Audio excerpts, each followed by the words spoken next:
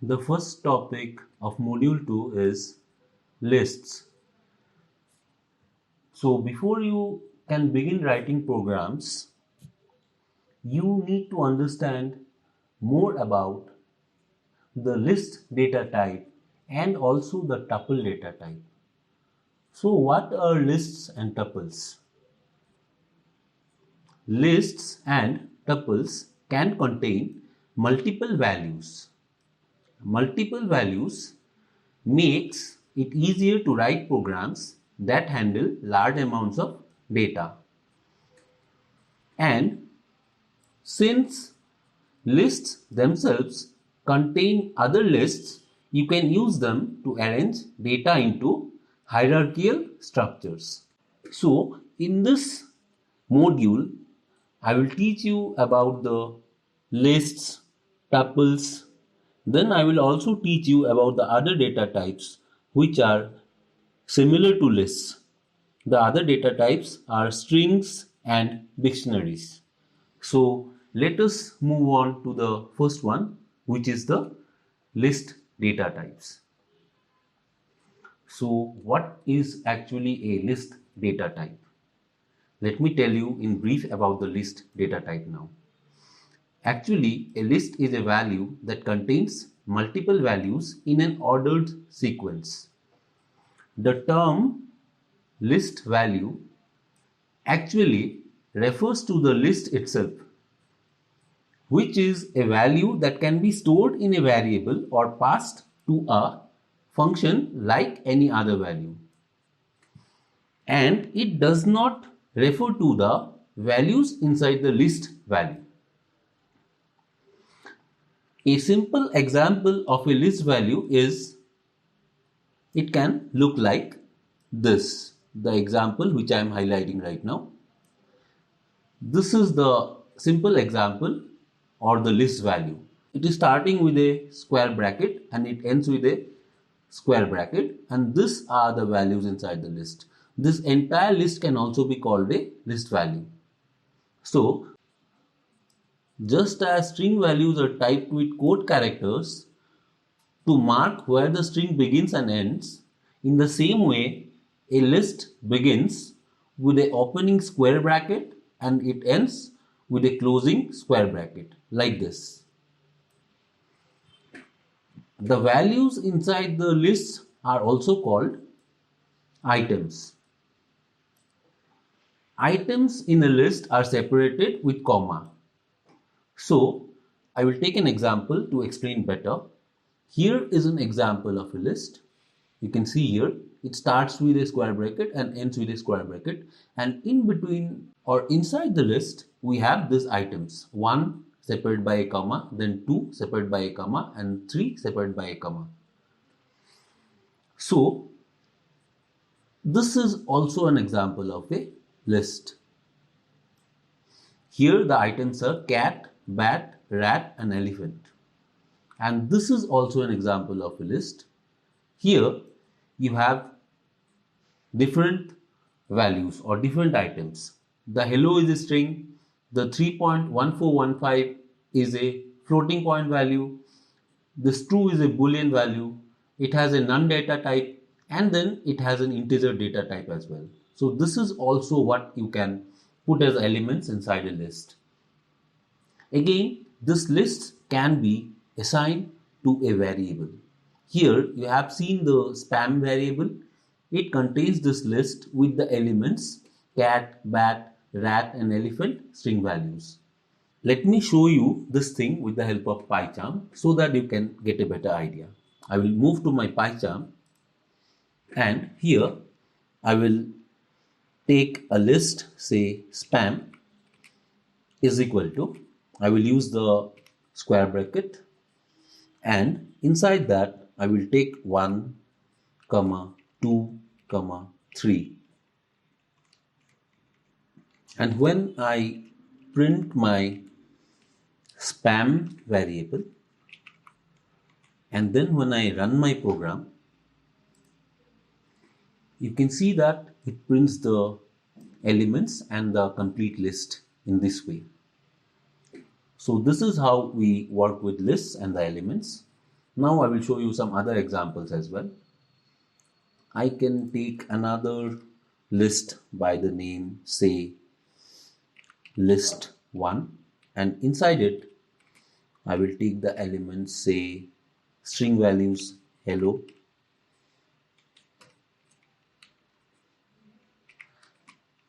other string values like VTU, say Python. I can take floating values as well, say 1.23. I can take integer values 23. I can take boolean values like true or false. But the thing is that you have to keep this capital, otherwise it will not be correct. So here you can see in my list 1 list, I have so many items or elements which are the string hello, the string VTU, the string Python, the floating value 1.23, the integer value 23, the boolean value true, and the boolean value false. So this is the advantages of lists. You can have any kind of values in the list. So now when I print my list 1 list, then if I run my program, you can see because of this print function I am getting this result. Here the entire list 1 has been printed, and because of this print function, the spam variable having this small list is also printed, which I already showed you earlier. So this is how we can work with lists. And then let me go to the other topics. How to get individual values in a list with the help of indexes. Say this is a list having the string values cat, bat, rat, and elephant. Here every list item has a individual index. You will understand better when I show you this diagram. Here the first item cat has the index 0. The second item bat has the index 1. Third item has the index 2. Fourth item has the index 3. So if there are 4 items, it will start from 0 and it will go on to 3. So 0, 1, 2, 3 are the indexes of the 4 items in the list, which is the value stored in the variable span. Now you can access the items in this list by using this syntax here as it is shown here. So this is the syntax. I will show you with PyCharm how you can access those. Let me show you. I will take another variable, say spam1, and I will assign the, say I will copy this and show it here. I will copy and I will paste it here. So when I want to access, suppose the third item in this list, what I will do is I will say print spam1, because my this list name is spam1, and then I will give the index 2. So when I run this program, you can see because of this print statement, it is referring to the third item which has the index 2. Therefore, I am getting the output as Python. So this is how you can print values from a list or print items from a list. Now I want to show you something more interesting. For that, let me move back to the examples. So here I want to show you how to concatenate 2 lists together. So for that, again I will show you in the PyCharm. if I try to concatenate my two lists here, this list and this list, what I can do is I can take another list, say list 2 is equal to, I can say spam plus my list 1. Then here what I will do is I will print my list 2. Now when I run my program, you will find that the spam list has this 3 items and the list 1 has this all items. And what I did was I tried to add this 2 lists and put it in a third list, which is list 2. So let me check the values here. It is 1, 2, 3 and it starts with hello, VTU, Python, then these 2 values. Now when I see the output here of this print function, you can find that the 2 lists have been added together and this is a final list which is stored in the list2 variable. So this is how you can add 2 lists and make it to store in a other list or other variable. Now I have to tell some errors that you can encounter while using the indexing. Let me go to the examples. Here you can see that the items in this list are 1, 2, 3 and 4. So this 4 are the items of this list. So the index will be 0, 1, 2 and 3. Now if we try to refer to a index which is more than the range in this list, say in this case you can see that it is 10,000, but it is actually out of range of this list. Here are only 4 items and we are just trying to check with 10,000. What we will get is, it says index error because this index is out of range. And you will have other errors also.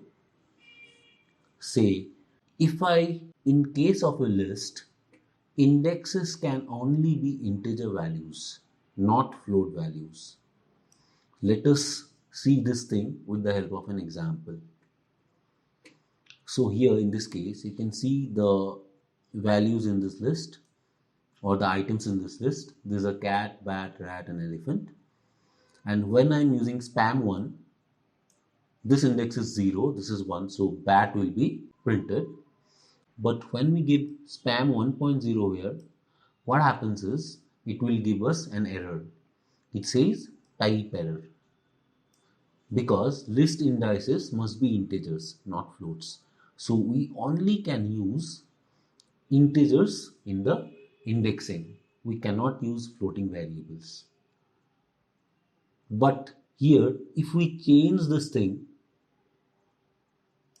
by using the data type conversion and use the in keyword and then under the brackets if we give 1.0, then actually it will be converted to 1.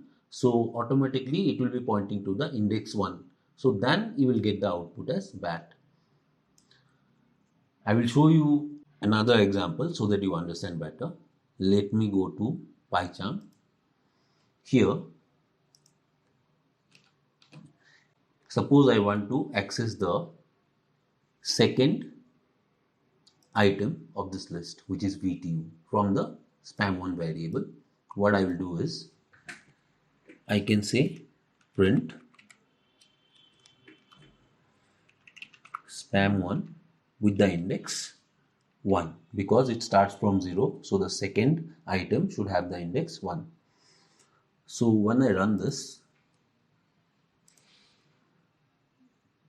see, because of this print function and here I have the VTU item, it has been printed here. But let me show you the errors. If I write 1.0 and then if I run my program, you can see here type error because list indices must be integers or slices, not floats. This slices I will be covering very soon, but for now I just want to show you the errors. And here, as I told you, if I use the parenthesis and if I convert it into integers, now if I run my program, now you will be getting the same VTU, because here this is a floating point variable, but I am using the int keyword to data type convert it into integers from floats. So here in this case we will be getting the second item of this spam1 list. Here I want to show you one more thing. For that, let me delete all this. What I will do is I will show how to concatenate a string value with something which is there existing in the list. So what I will do is I will take a new variable, say list2, and then here I will do concatenation. I will say hi, then I will use the concatenation symbol, then I will append something from this list. How I will do it is I will write the list name, which is list1, and then I will use the indexing. So here I will try to append this Python, which is the third item. So the index will be 2. Here I will write 2. Now if I print list2 and run my program, you can see that hi Python has been concatenated. But I can make it better by using a space here. Now if I run it, you can see that it is looking better, and this hi is this string and this Python is the third item of this list1 having the index 2. This is how you can concatenate a string value with items from a list. Now let me move on to the next topic. Here you can see that a list can contain other list values. The values in this list of list can be accessed using multiple indexes. What it means is this is a variable named spam, and it has inside it two other lists. You can see that this is a list and this is another list, and these two lists are the items of the spam list. So here if we say spam with the index 0, what will happen is this item will be printed. And if you say spam 0, 1, what it means is this 0 will be pointing to the first item of this list. The first item is this list cat and bat, and when we give a extra index which is 1, it will represent the second item in this inside list. So it will say bat. The first 0 index is referring to this first item of the spam list, and this 1 index is referring to the second item in this first item, which is also a list.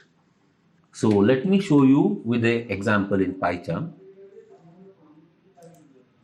Here let me take a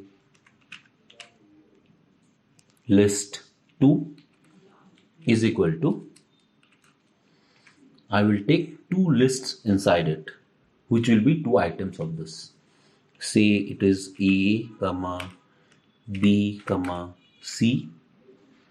But as because these are characters, I'm getting a red highlighted text which says there is an error. What I will do is I will put them under quotes.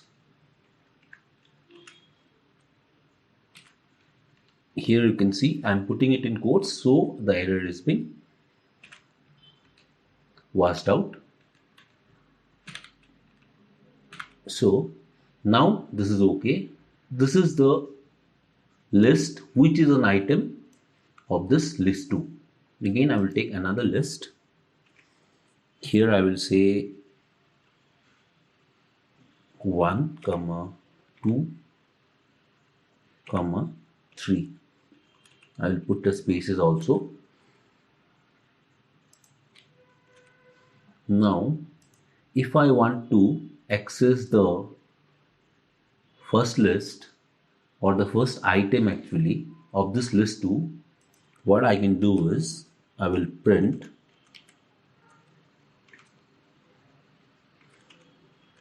list 2 and using the index I will point to this first item which will be having the index 0. Now if I run my program, you can see that the first item which is also a list has been printed here. But now if I want to access any item inside this first item which is also a list, suppose if I want to access this item, this will be having the index 0 and 1. So after this, if I again type this multiple index which is 1, and now if I run my program, you can see I'm getting B. So this is how you use multiple indexes while calling a list. Now let us talk about negative indexes. Indexes start at 0 and go up to the last value or the item which you have stored in the list. But with the help of negative indexes, what we can do is we can start from the last item of the list. So if we have -1, it will refer to the last index in the list. In the same way, the value -2 refers to the second last index in the list. Let me show you with the example here. Here I have this spam variable which is a list of cat, bat, rat, elephant, string values which are the items of this list. Now if I want to access this last item which is elephant, what I will do is I will use spam -1. So this -1 refers to this elephant. If I use -3, then from the last -1, -2, -3, it will refer to bat. You can see here elephant and bat. So let me show it to you in PyCharm. I will delete all this and I will delete this as well.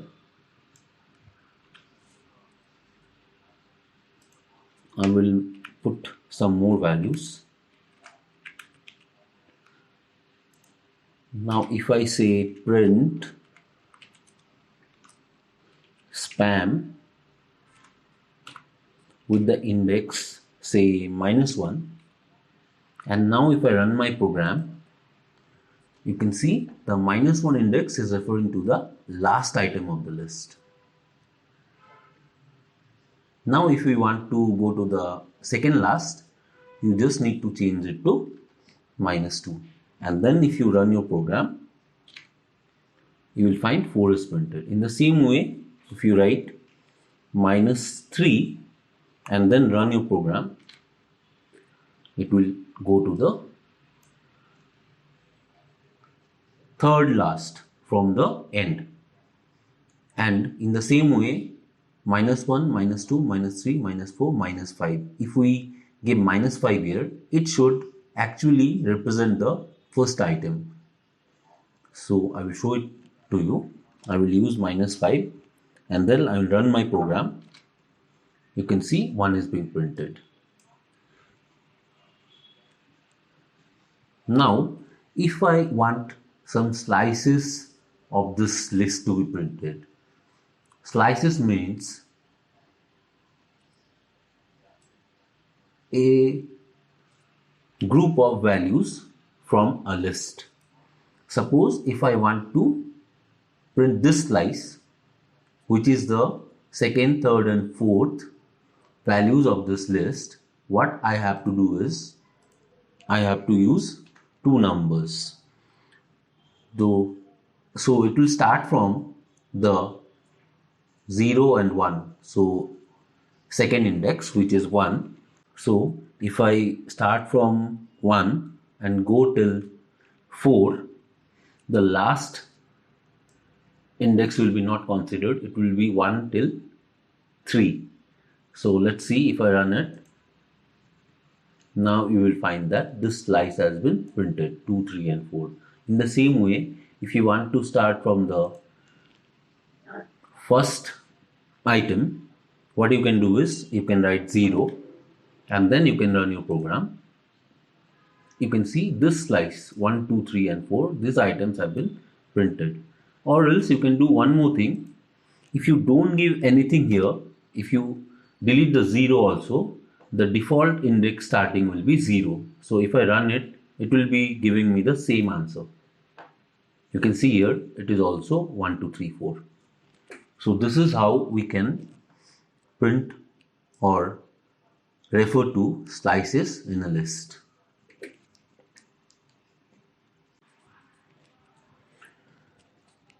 The next thing which I want to show you is how to get a list's length by using the length function. What the length function will do is, the length function will return the number of values that are in a list value passed to it. Just like it can count the number of characters in a string value. It can also count the number of items that are there inside a list. So here is an example. I have the span variable which has the list data type. The values in the list are cat, dog, moose. These are the three values. So when I write len of span, it gives me the length which is 1, 2, 3. So 3 is the answer. Here you can see. Let me show it to you in PyCharm. Here I will take a variable spam and assign it the value of a list having cat, dog, moose, but I have to give the quotes as well.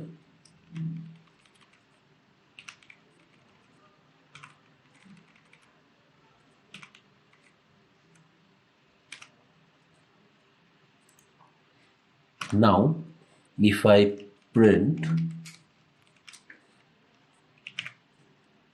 len and then use my span variable, and now if I run my code, you can see the length is 3.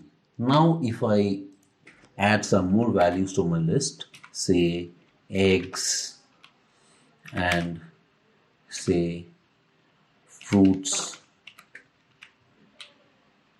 then if I run my program again, here I am getting 5 because there are 5 values 1, 2, 3, 4 and 5.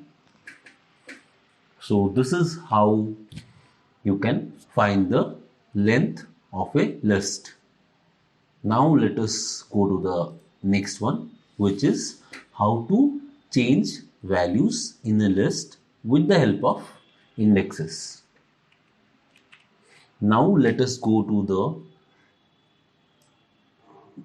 next thing, which is how to change values in a list with the help of indexes. Here I will show you this example. You can see this is a span variable having the list with the values cat, bat, rat and elephant, but I want to change the second item, so I have written spam1 equal to aardvark. This is a simple string. You don't need to worry about anything. You can just write any string value you want, or you can change it to any other values as well. So when I assign spam with the index 1 equal to this value, and then if I print the spam variable, you can see it has changed. It was cat, bat, rat and elephant. Now it is cat, aardvark, rat and elephant. It has changed. You can see here it has changed. The total value has changed. Let me show you how to do it in PyCharm. What I will do is, I will just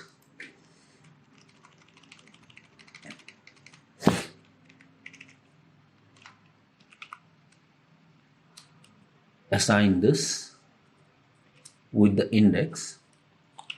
It has to be the square brackets. So spam2 is equal to, I will say, car.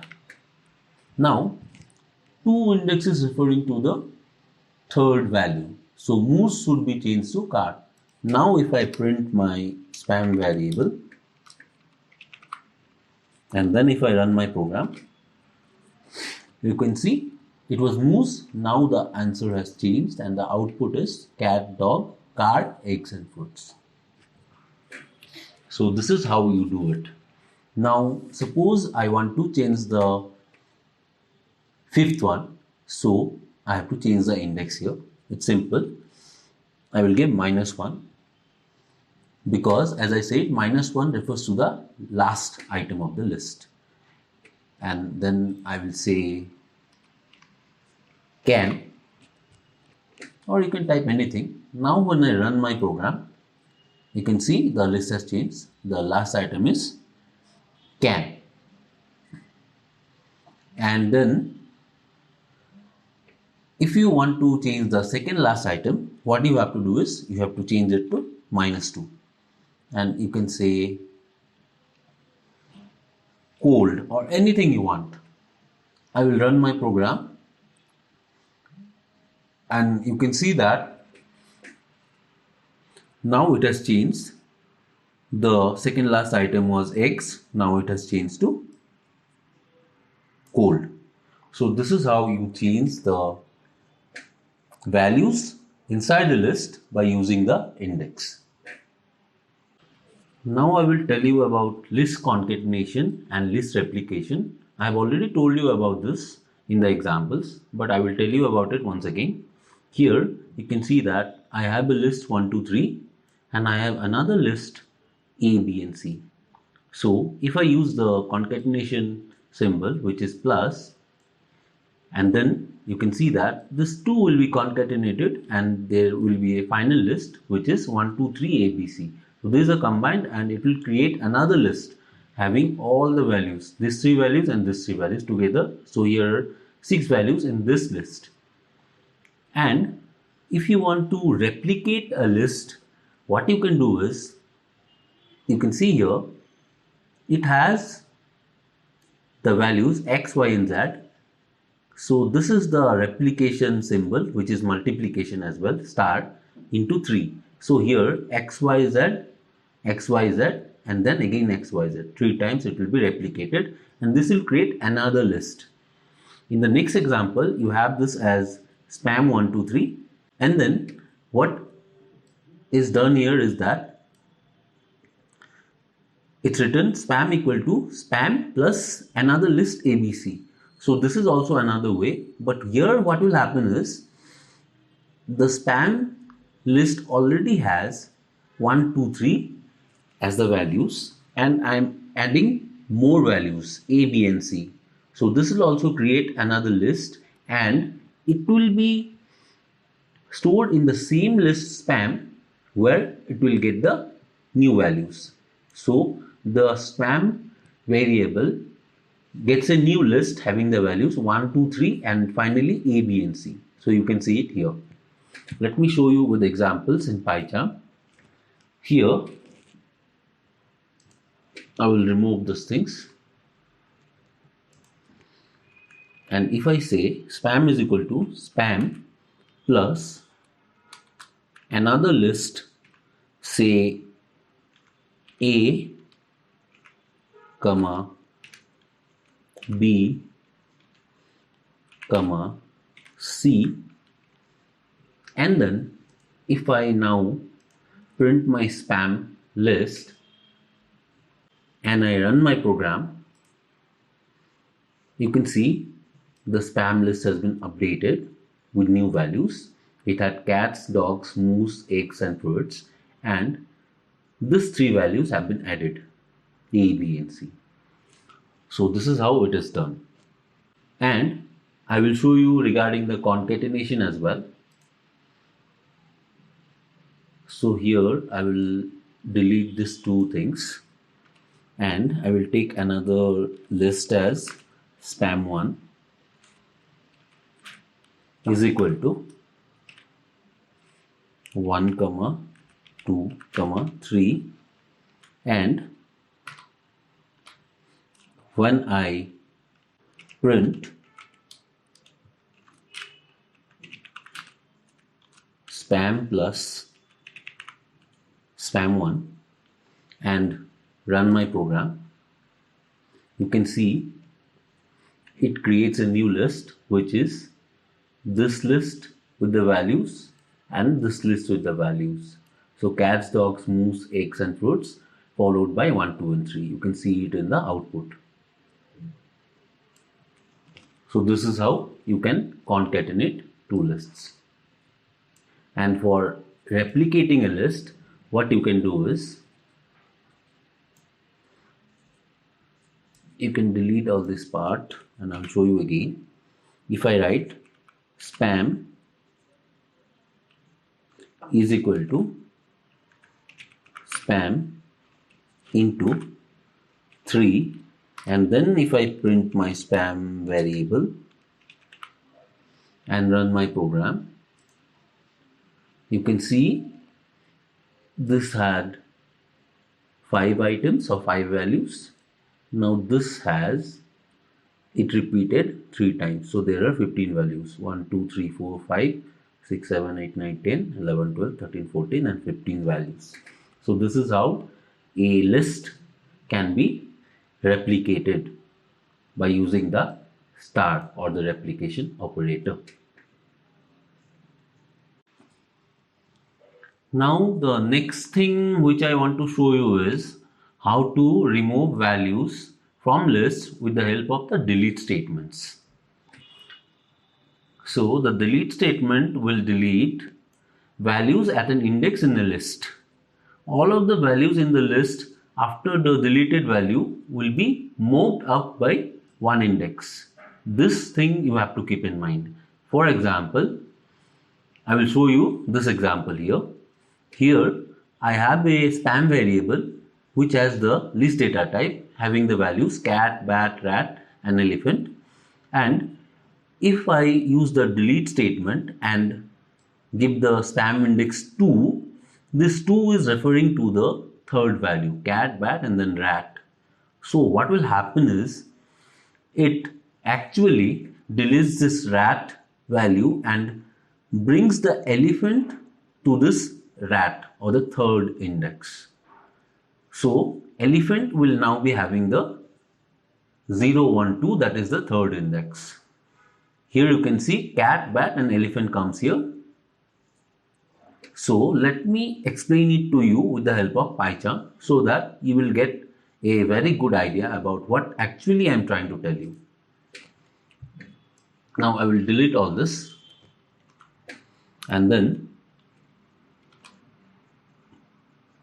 I'll use the delete function or the delete statement and I will use spam with the index and then I will delete the say the last one -1, and now if I print my spam variable and run my program,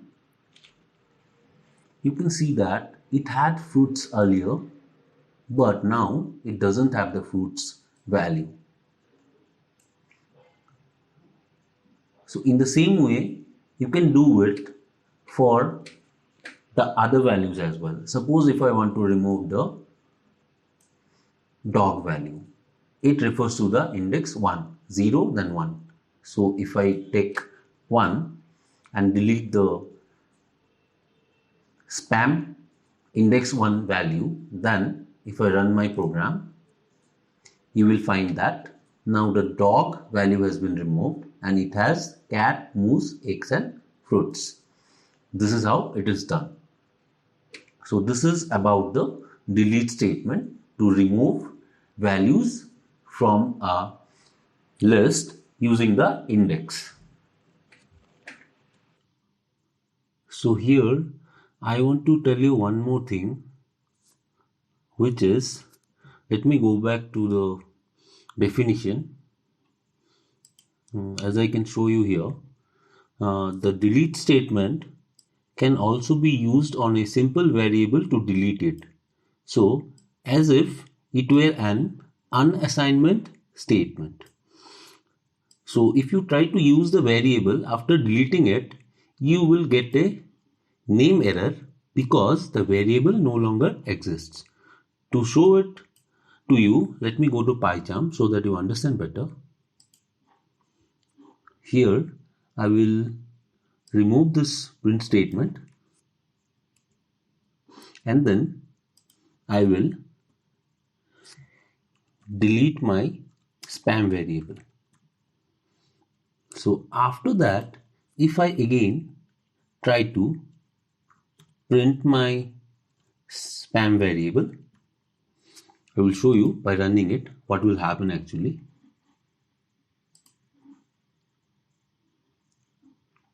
You can see when I use this delete statement and deleted my spam variable, it has already been deleted. So the spam variable does not exist. So when I am using this print statement, I am getting the error here. You can see it. This is producing an error and the error is name error. Name spam is not defined because the variable has already been deleted. So this is the concept which I wanted to tell you. If you already deleted a variable, you cannot call that variable again because it is no longer in the memory.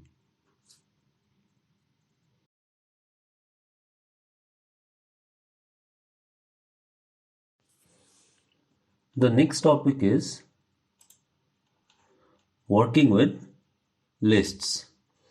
So when you actually first begin writing programs, it's actually very tempting to create many individual variables to store a group of similar values. For example, suppose I want to store the names of my cats. I might be tempted to write something like this. Here you can see I have written cat name 1, cat name 2, cat name 3, cat name 4, cat name 5 and cat name 6. So these are the 6 names of the cats. And if you want to actually do this, and if you have more than 6 cats, say you have some 100 cats, what will happen is you have to write a very big program for this, which will be actually duplicating and will be repetitive. And if you want to add more cats to it, you will run short of variables to assign cat name variables to those. Let me show you this example, you will understand better. Here I have 6 cat names. For those I have used the print function and then I am taking cat name 1 as the variable and I am taking the user input. But in this way, what we need to do is we have to every time give a single input and then we have to take the input from the user. In this case, I have taken 6 cats and then I have used the concatenation and concatenated all the 6 cat names here. So let me show you in PyCharm so that you understand better. Here is the example. I have already written it for you. Here I have written the same example and here you can see I have used the print statement to enter the message. Then I have taken the cat name 1 variable and taken the input from the user.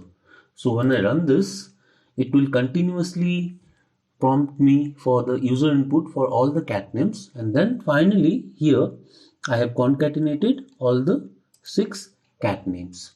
So when I run this program, you can see it's asking me for the name of the cat one. Here I will take a name, say Zulu, then press enter In the same way, I will tell Max, I will say Mary, I will say Jerry, I will say Tom, then I will say Tim, and finally you can see that the cat names are displayed here. But this code is very duplicated and repetitive. So what happens here is you can do the same thing with the help of a list. You can take one variable and assign it a list data type, and you can take input for all the cat names which will be stored and concatenated into the list. I have already written an example for this. I will show it to you. First I will delete it, and then this is the better version of the same program.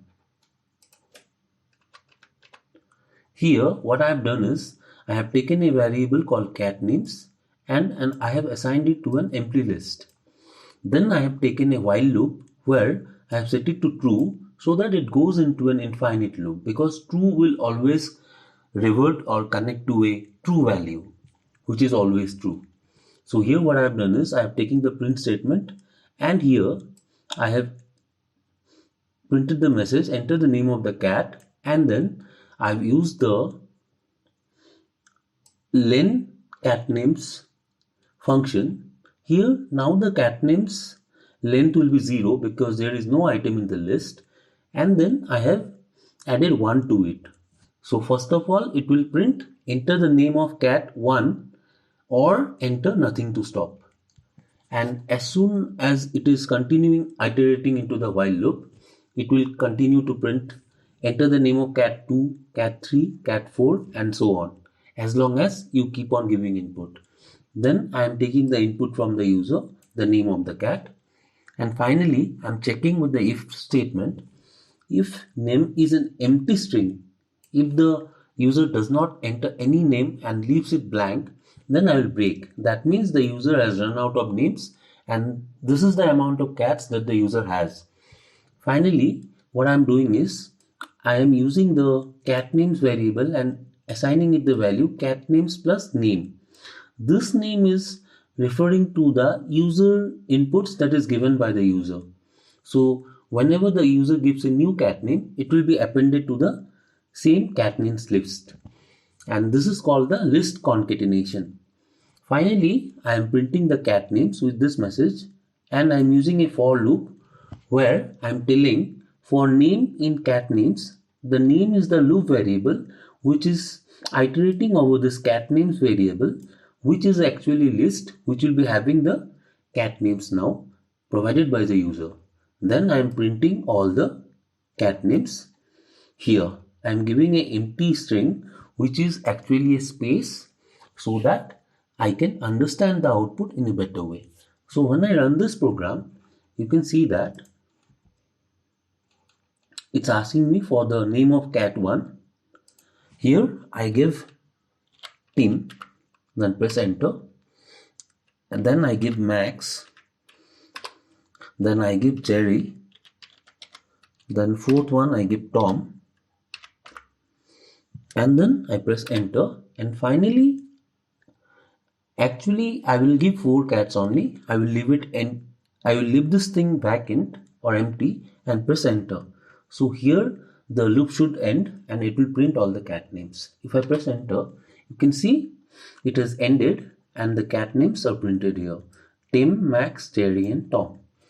So this is a better way to actually iterate over a list or store some values in a list, rather than the previous program which I showed you, where you actually have to continuously print the name of the cats and take the input from the user, and it makes the code very repetitive. So I prefer, or actually Python prefers, to use the list so that it becomes very easy to go into a while loop and iterate over it and append the names to the same list one after another, as long as the user has provided any input. When the user does not provide any input, it will go out of the list and then it will print the names. It can be used in different programs in different aspects. This is one aspect which I wanted to show you.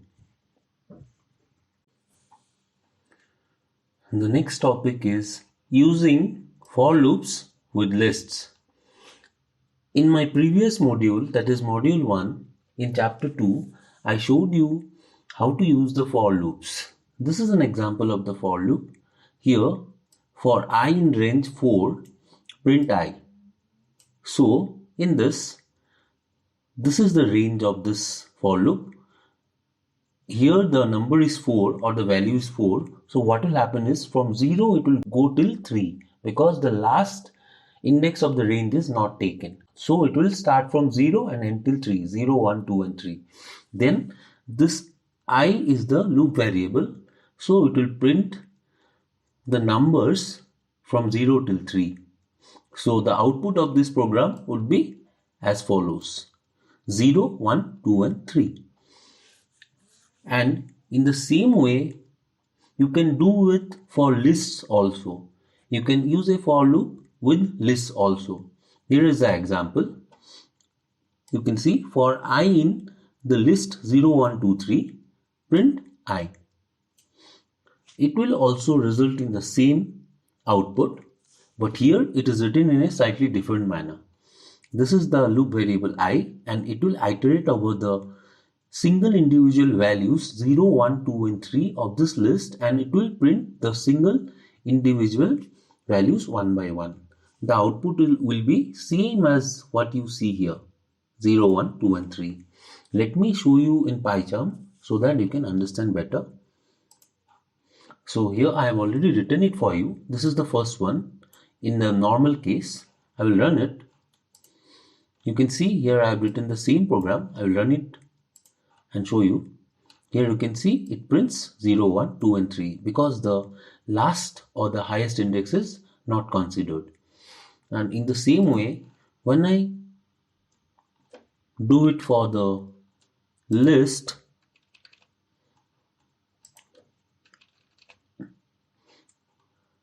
and when I run it, you can see it also produces the same result. So this is how you use for loops in lists.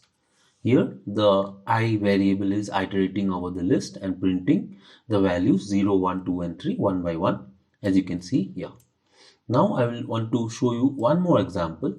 I will delete this first of all. Then I will show you one more example. Here I have already written for you. You can see I have taken a variable supplies where I have put the values pens, staplers, flamethrowers and binders. These are the 4 values stored in this list supplies.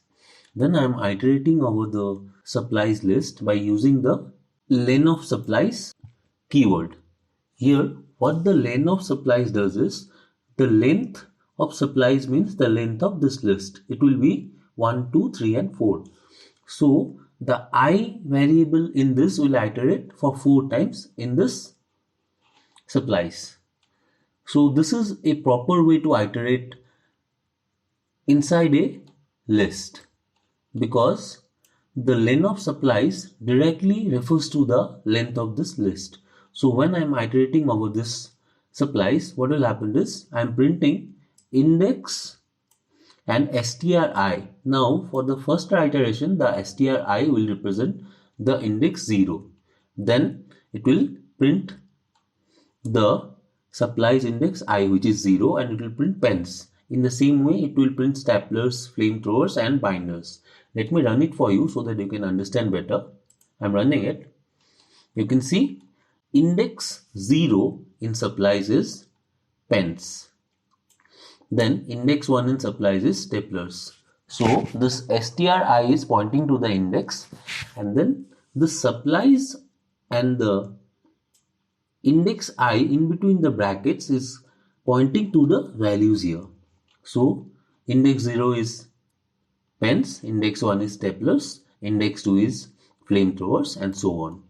This is how you can also iterate over a list using the len of the variable name, which in case here is supplies.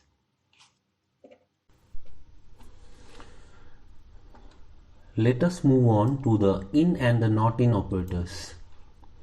So with the help of the in and not in operators, you can determine whether a value is or isn't in a list with the in and the not in operators. Like other operators, in and not in are used in expressions and connect to two values. The two values are a value to look for in a list and the list where it may be found. So I will tell you with the help of this example. Here you can see howdy is a string and I am using the in operator and searching in this list. You can see that the howdy is present here. So when I print this, it will say true. And in the next example, I have a variable called spam and it has this 4 string values in this list. And when I say cat in spam, because cat is not present in this list, that's why it will say false. And if I ask howdy not in spam, what will happen is, because howdy is present in spam and we are asking if it is not in spam, it will say false. And if I am saying cat is not in spam, just because cat string is not available in this list, therefore it is true. Let me show you in PyCharm so that you can understand better. I have this example already for you. Here I have taken a variable my pets and assigned it the data structure, which is a list having the values Zophie, Puka and Factail. Here I am telling the user to enter a pet name and then I am taking the name variable and using the input function. And as soon as the user provides the input, I am checking the name by using the if statement. If name not in, this is the not in operator. I am checking with not in. If name not in my pets refers to this list. Then if it is not there, I am printing I do not have a pet name, plus I have used the concatenation and then I am using the name from the user input. And if it is present there, then I am printing the user input is my pet. So when I run this program, it's asking a pet name. So here when I provide the input as Zophie, just because it is present in my list, so when I press enter, it says Zophie is my pet. I will run it again to show you the else part. Here enter a pet name. I will say Tim and press enter. Because this Tim is not there in the list, therefore it is telling I do not have a pet name Tim. Now I will show you the reverse, how to use the in operator. I will delete this not and I will just change the statements. I will take this out. I will cut this and paste this here. And then I will take this print statement from here and I will paste it in the else block. Now if I run my program, you should see the exact opposite. Now what will happen is, if name in my pets, now if the name is there in my pets list, then it will print name is my pet, that is the user input is my pet. Otherwise it will print I do not have a pet named the user input. I will run this for you now. It's asking for the pet name. I say Tim and press enter. See, it is telling I do not have a pet named Tim. It is going directly to the else block. Now if I run it again and provide Zophie and press enter, because Zophie is available in the list, that's why it is printing Zophie is my pet. So this is how you use the in and the not in operators. Now I am going to show you the multiple assignment trick. Here the multiple assignment trick is actually a shortcut that lets you assign multiple variables with the values in the list in one line of code. So to understand it better, let us take an example. Here is the example. Here I have a variable named cat where I have this values in this list. So here you can see it has fat, black and loud, the string values. Now to assign this variable size, the fat string value, what I have to do is I have to write size equal to cat of index 0. Then for the color I have to write color equal to cat of 1 so that it catches the black string of this list. And for disposition I have to use cat 2 so that it can store the value loud from this cat variable. But it can also be done with the help of the multiple assignment trick with this code. I will show you here. What happens is, this is the cat variable. It has fat, black and loud, and then I am using the variable names in such a way that it comes in the same line. So size, color, disposition equal to cat. It is directly referring here to this list. So it is a very simple and easy trick to reduce the lines of code. So here size will go to the first string, color will go to the second string, disposition will go to the third string depending on the values. So you have to remember here that the number of variables and the length of the list must be exactly equal or Python will give you a value error. So here if you have more than 3 variables like size, color, disposition and then name, so it is not equal to the length of this list. What will happen is it will produce an error. See, the error is value error. Let me show you with an example. Here I am taking PyCharm and already written the program for you. Here I can show you that the cat variable has this list with the following values: fat, black and cloud. So here size equal to cat 0, color equal to cat 1, disposition equal to cat 2. Now if I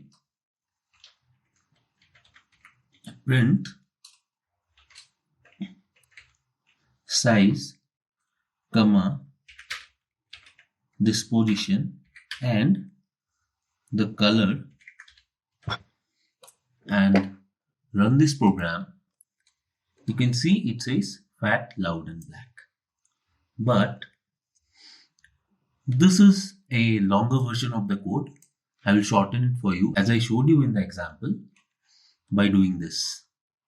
Make this in a single line and give a comma and separate the variables. And then I will just say cat. So here when I run this, it will also produce the same result. But if I by mistake give another variable, same name, and then if I run my program, it will produce an error because actually the list does not contain enough values to unpack because it has got 3 and it expected 4 because I gave 4 variable names. So this is wrong. So if I remove this name and then again run my program, it will work good. So this is how you can do the multiple assignment trick. Now let us move on to the augmented assignment operators. So when assigning a value to a variable, you will frequently use the variable itself. For example, here I have taken a variable span and inside it I have stored the integer value 42. So in the next step what I am doing is I am taking the spam variable again and then using the spam variable I am trying to increment the value of the spam variable by 1. So what will happen is it will increment the value 42 by 1. So the answer will be 43 here as you can see it. But as a shortcut, you can also use the augmented assignment operators. So this is the example for that. Here what I have done is I have taken spam equal to 42, then here I have used the augmented assignment operator, as you can see here. Spam plus is equal to 1. So this is also equivalent to spam equal to spam plus 1. It is the same. The line here and the line here is absolutely same, and it will also produce the same result, 42 plus 1, that is 43. Let me show you in the pie chart, but before that let me show you this table where you have all the augmented assignment operators, which are actually, this is the incrementing one, this is the decrementing one, this is the multiplication one, this is the division one, and this is the modulus one. It produces the remainder, this produces the division, and this produces a product. So these things can be equivalently written as follows, as these things. So these longer versions can be shortened by using the augmented operators, which are plus equal, minus equal, star equal, divide equal, and modulus equal. Let me show it in pie chart now so that you can understand better. So here I have already written spam equal to 42, and then I have taken spam equal to spam plus 1. Now when I print my spam variable, and then if I run my program, you can see it was 42. Just because of the spam equal to spam plus 1, it has been incremented to 43. But now I want to shorten it. I will take my augmented operators. I will use plus equal 1. Now I will run my program again. And now you can see the result is the same. So it is again 42 plus 1, which is 43. So you can use these augmented operators to reduce the repetitive use of the variable names. Now I will change the spam variable to a list and take some, suppose values, say A, then I will take say B, and the last one I will take as C. Now if I try to replicate this using the star equal to, you can see that if I say spam is equal to, this is also equivalent to spam is equal to spam into 3. The code here is equal to this, because this is the shortened augmented operator. Now if I run my program, you can see that it is only changing to 1 because the value given here is 1, so it will be incremented one time only.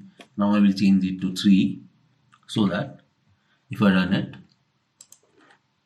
you can see it has been replicated 3 times. 1, 2, 3, 1, 2, 3, 1, 2, 3. So because of this 3, it has been replicated 3 times or multiplied 3 times inside the same list.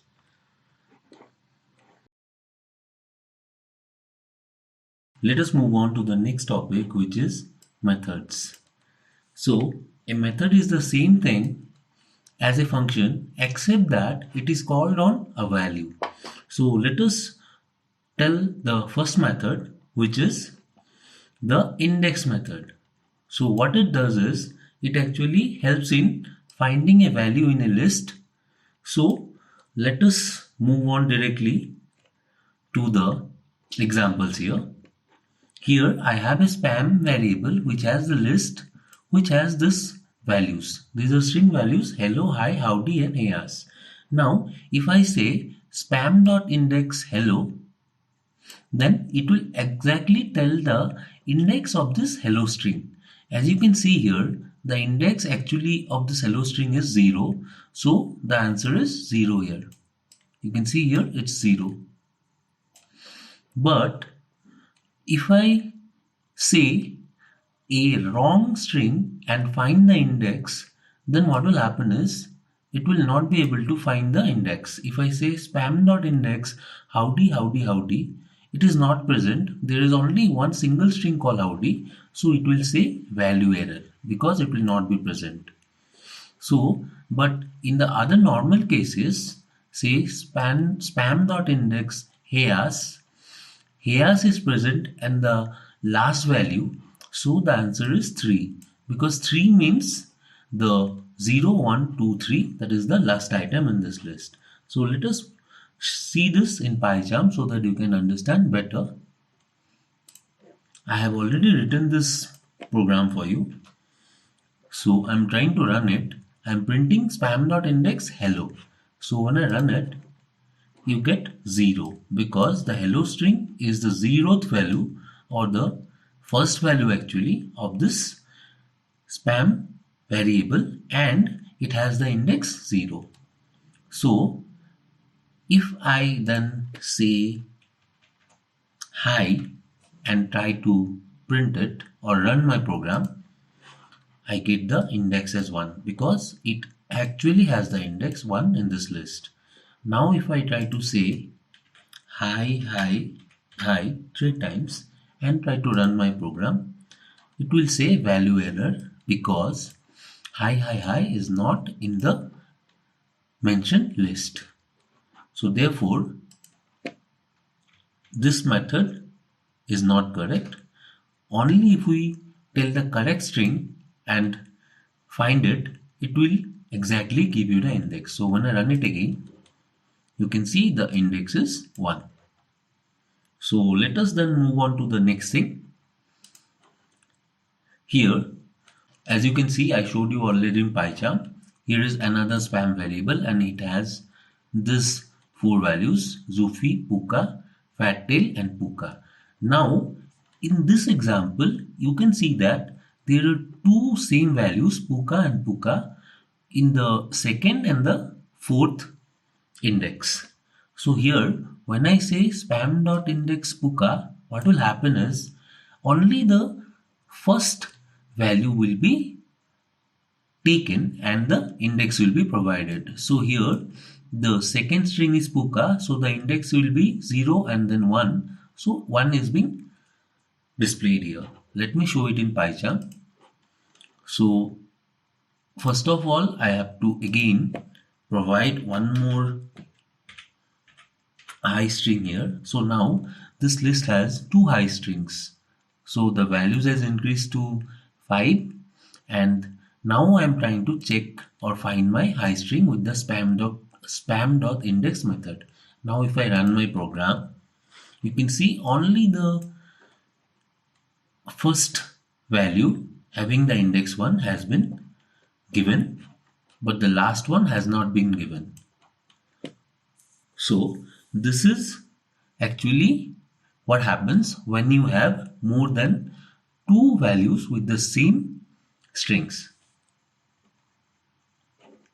Now let us move on to the next topic here, which is adding values to lists with the append and insert methods. There is a very basic difference between using the append and the insert methods. What happens is, if you want to add anything to a list at the end of the list, then you can use the append method. And if you want to insert anything into a list, then you can use the insert method. So let me tell you in brief, taking these examples. Here I have a variable called spam where you can see that it has three values, cat, dog and bat. Now I'm using the append method. To use the append method, you have to use the dot operator here as well, spam.append. Then I am trying to append the value moves to it. So for that, spam.append moves has been written here. And then when you check the spam, you will find that the moves value or the string has been added to the end of this list. So what append does is it actually adds the value or the input that you provide to the end of this list. And I will also tell you about the insert method. Here is the insert method. Here I have the same example as before, spam equal to cat, dog and bat. Here I am using the spam.insert method.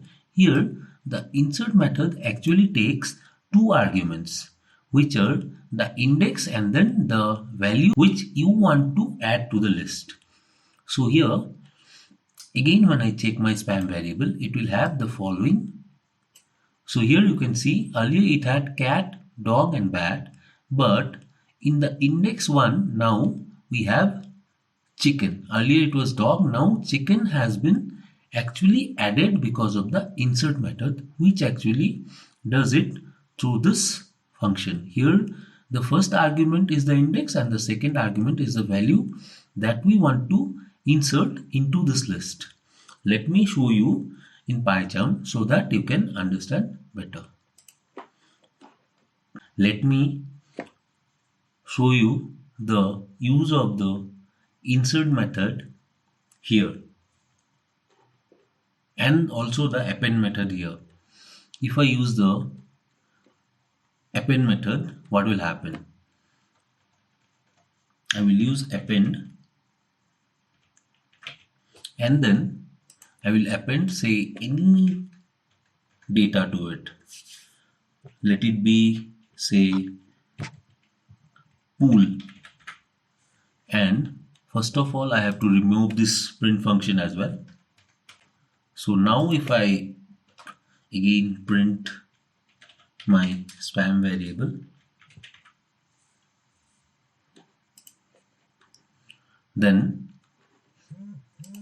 you can check it. Here the pool has been added to the end of the list because of this append method. So what the append method does is it adds the value to the end of the list. Now let me show you the difference between the use of append and the insert method. Here I will take insert in place of append and then I will use the index here. Let me take another string different, say pot, and I have to use the index. I will say I want it after hello. So I will tell 1 because hello has the index 0. So I want 1 and then I will give the comma. And now if I print my spam, let me see what happens. Here you can see after hello, pot has been added or inserted into this list. So this is the difference between the append method and the insert method in lists.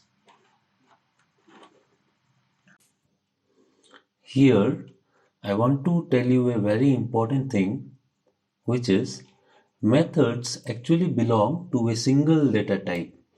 The append and the insert method that I showed you are actually list methods and can be called only on list values. It cannot be called on other values such as strings or integers.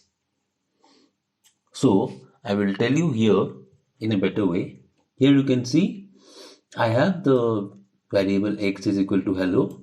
It is a string, and then if I am trying to append x dot append the string world, it will produce the error which is called attribute error, because the string object has no attribute append. That means the string objects do not have the method append to it. And in the same way, if I have the bacon variable here which is 42 and then I try to insert here any other string which is world, it produces an error which is called the same attribute error. It says int object does not have the attribute insert.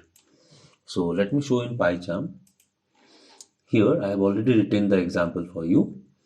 It is x equal to hello, then I am trying to append x dot append world, and in the second case bacon equal to 42 and then I am trying to insert bacon dot insert. In the index 1 I am trying to insert world, but when I am running my program here, you can see there is an error here. It says x dot append world cannot be done, but in this case the second variable is not highlighted. I will delete this and I will again run it. Here you can see again bacon.insert 1 comma world. Here is also an attribute error as in the earlier case. It says int object has no attribute insert. So if I bring back my earlier line of code, here I said x hello x.append. Now if I run my program, you can see that x.append world has an error. It is also the attribute error. It says string object has no attribute append. So the insert and the append methods are only available for the lists. It cannot be used for strings or integers.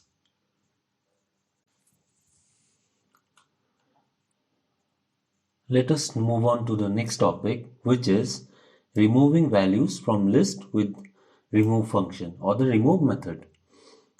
The remove method is passed the value to be removed from the list it is called on. So I can show you with this example. So this is the spam variable. It has these values in the list: cat, bat, rat and elephant. Now if I use the remove method, it says spam.remove. I'm removing this bat value. So here when I again check my spam variable, here it has cat, rat and elephant, and you can see the bat value has been removed. But if we attempt to delete a value that does not exist in the list, what will happen is it will produce an error which is called the value error, because here you can see the spam variable has cat, bat, rat and elephant, but I am using the spam.remove method and trying to remove the string chicken from this list. But this chicken string is not present in this list. Therefore, it produces the value error. You can see here it produces the value error and it says list.remove x not in list. So it says that the chicken string is not in this list. And again, if the value appears multiple times in the list, only the first instance of the value will be removed. So let me explain it with a better example here. The spam variable now has cat, bat, rat, cat, hat, cat. So it has cat strings 3 times, 1, 2 and 3.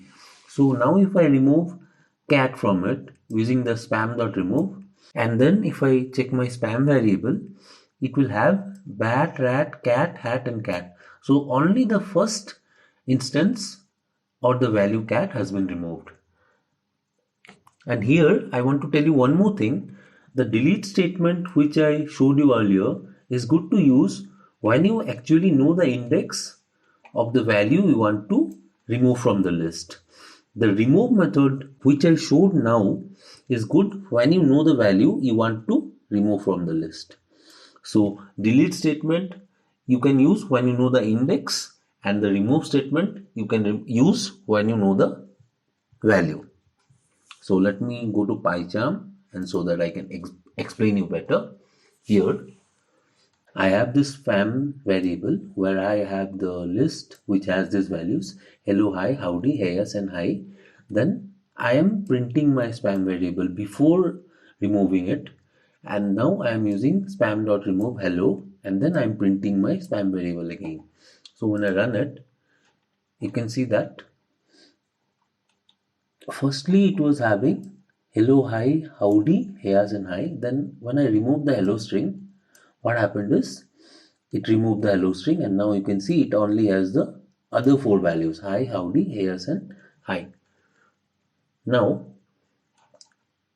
here if I try to remove something which is not present in the list, say hell, and then I run my program, it says value error because list.remove x is not in list. This list, you can see it doesn't have hell. It has hello, but it doesn't have this hell. So the error, which is value error, is coming up in this case. So now let us move on to the next topic, which is sorting the values in a list with the sort method. So Here, list of number values or list of strings can be sorted with the sort method. So, for example, let us take this example only. Here, the spam variable has a list which has the integer numbers as well as floating point numbers. So, when I use the sort method, spam.sort, and then check my spam variable, you can see that it has been sorted out in the ascending order. So -7 comes at first, then 1, 2, 3.14, then 5. So using the sort method, this list has been sorted. So now if I go to PyCharm and if I try to show you with this example, I have already written it for you. Here I have the spam variable which has the list, and if what I'm doing is I'm printing spam here, and then I'm using the sort method, and then I'm printing my spam variable again. When I run it, you can see that this was the earlier list where 2, 5, 3.14, 1 and -7 were not sorted out, but in the final spam variable, this list has been sorted out. So here you can see -7, 1, 2, 3.14, 5. So this is the use of this sort method. And if you actually want to reverse the order, or if you want to sort it in descending order, what you can do is you can use the argument reverse is equal to true. So that's it. When now you run your program, what will happen is it will do it in the descending order. I will run it for you. You can see that this was the earlier list. It had 2, 5, 3.14, 1 and 7. Now it has been sorted out in the descending order. 5, 3.14, 2, 1 and -7. So for normal sorting, what you have to do is you have to use only the sort method, and for descending order, you have to use this argument reverse is equal to true. So this is about the sort method. Again, if I add some strings to my spam variable, say hi and say hello, and now if I try to use the sort method and run my program, it produces an error because the sort method can only sort a list having integer values and floating point values at the same time, or it can sort a list having only string values.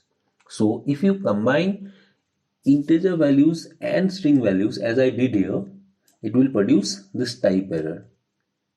You can see that not supported between instances of integer and string.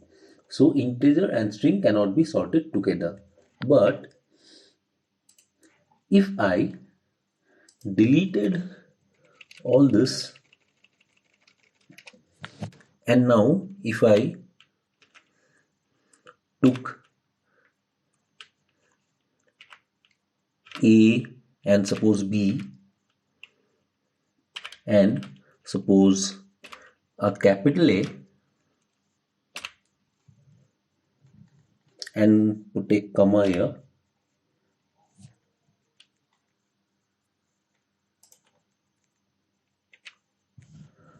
so now what happens is you can see that this is a complete list of only string values.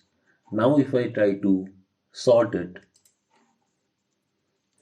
you can see that because I have used the reverse equal to true, it has been sorted in the descending order or the backward order, reverse order. Here you can see hi, hello, B, A and then capital A. But earlier it was A, B, A and hi, hello. So I will just remove this reverse is equal to true so that you can get the idea of this forward sorting. I will run it now. Now you can see that the capital A is coming at first and then the small a is coming. So it means that during the sort method, the capital letters have a first preference or the first order. Then after the capital letter Z, then come the small letter starting with A, then followed by A, B, C, D, E, F, and so on. So you have to remember the capital letters or alphabets have higher precedence than the small letters. That's why capital A is coming before small letter A. And then you can see the other values in this list. So now there are three things you should note about the sort method. The first thing is that you should not try to use a code like this. Spam is equal to spam.sort. That will not work because you can directly call the sort method by using the variable spam. Spam.sort equal to, or if you write spam is equal to spam.sort as I showed you here, it will not be correct. It will produce an error. And second, as I told you in the example in PyCharm, you cannot sort lists that have both number values and string values in them. You can only sort lists having only number values or only string values. Otherwise, you will find an error called the type error. And third thing, which I already explained in PyCharm, is that sort uses ASCII order, not alphabetical order. So according to ASCII code, the capital letters come first and then the small letters. That's why, as in the PyCharm where I showed you here, the capital letter has the first precedence, then comes the small letters. So these three things you have to remember about the sort method.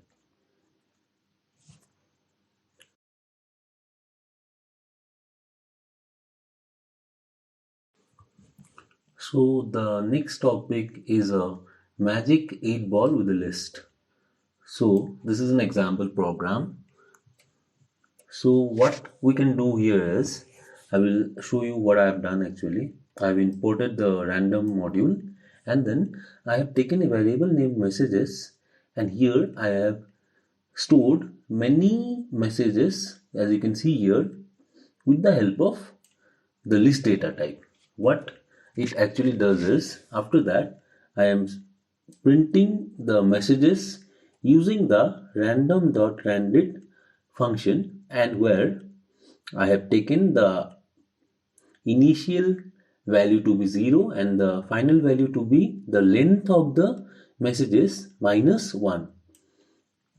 So here actually what will happen is, let me show it to you with the help of PyCharm so that you can understand better. So here let me go to PyCharm. I have already written the same example for you in PyCharm. So here what will happen is, let me run it for you.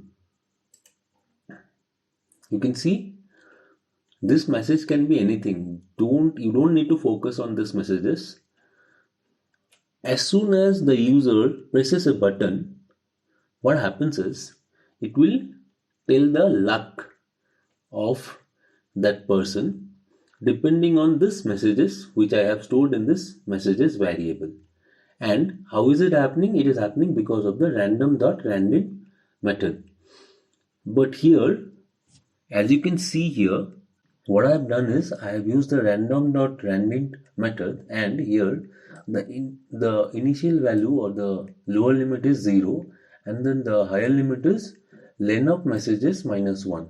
So notice that the index here is 0 and len of messages minus 1. What is actually happening is this produces a random number to use for the index regardless of the size of this messages variable. It doesn't go to the sizes, it actually uses the index where I have written 0 to the len of messages minus 1. So the benefit of this approach is that you can easily add and remove strings to the messages variable as you wish. But you don't have to change anything in this line of code. You can add anything you wish in this messages list. So if you later update your code, then what will happen is there will be fewer lines you have to change and fewer chances for you to introduce bugs into your program. So this is why I have taken the range or the upper and lower limit for random.randint method to be 0 and len of messages minus 1. So it will never look into the messages length, it will look into the len of messages minus 1. So how much ever values you put into this messages list, it will keep on giving the value from 0 till that last message. It will never stop. So you can easily find out the bugs if you have any in this program. So this is about the magic 8 ball game or the luck finder.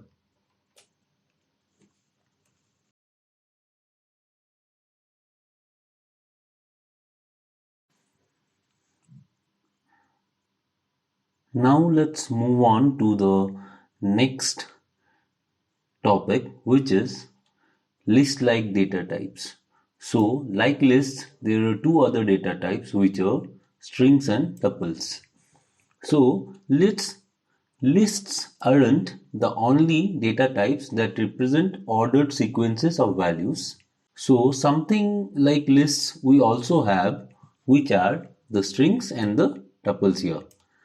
For example, strings and lists are actually similar. If you consider a string to be a list of single text characters, then only strings and lists are similar. Many of the things you can do with lists can also be done with strings, which are the indexing, the slicing, and using them with for loops, with the length function, and with the in and the not in operators. All these methods can also be done for strings as we did with lists. For that, let me show you an example so that you understand better. I will go to my PyCharm and here I have already written the code for you. I have taken a variable name where I have saved a string value called Zophie, and now I have tried to call the index 0 of this Zophie string. So index 0 will actually refer to the first character, which is Z. Index minus 2 will refer to the second last character, which is I, and index 0 to 4 will actually represent the slice, which is actually from 0 to 4, so that it will be ZOPH, because the last value is not taken in the range, which is 4, so it will be 0 till 3. So now if I print this lines, which is Joe in name, with the in operator, what will happen? It will check whether Joe is present in the Zophie string, and here it will check whether Z is present in the Zophie string. Here it will check if P is not in the Zophie string, and here it will check if A is in the Zophie string, where in all these cases I have used the variable name, which is actually pointing to the value Zophie string saved in the name variable. Now for this case, it should be true. It should be also true in this case, and in this case P is actually in the Zophie string, so it should be false because I am telling not in. And in the fourth case, A in name, because A is not in the Zophie string, I am telling using the in operator, so what will happen is it will print false. So when I run my program, you can see that when I print Joe in name, what happens is, because Joe is there, it prints true, and when I say small z in name, it says false. because small z is not present in the string. When I say p not in name, because p is in the string, so it says false. And again in the fourth case, small a is not present here, so it again says false. So this is how we use the in and the not in operators. And again, in front of the name variable, if I say print, and then if I change this in this case as well,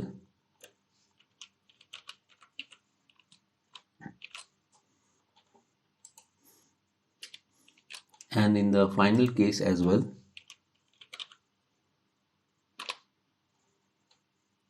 what will happen is, now if I run it, so the index 0 of this string, the index -2, and the slice from 0 to 4, that is the 4 letters Z of VH, should be printed. When I run it,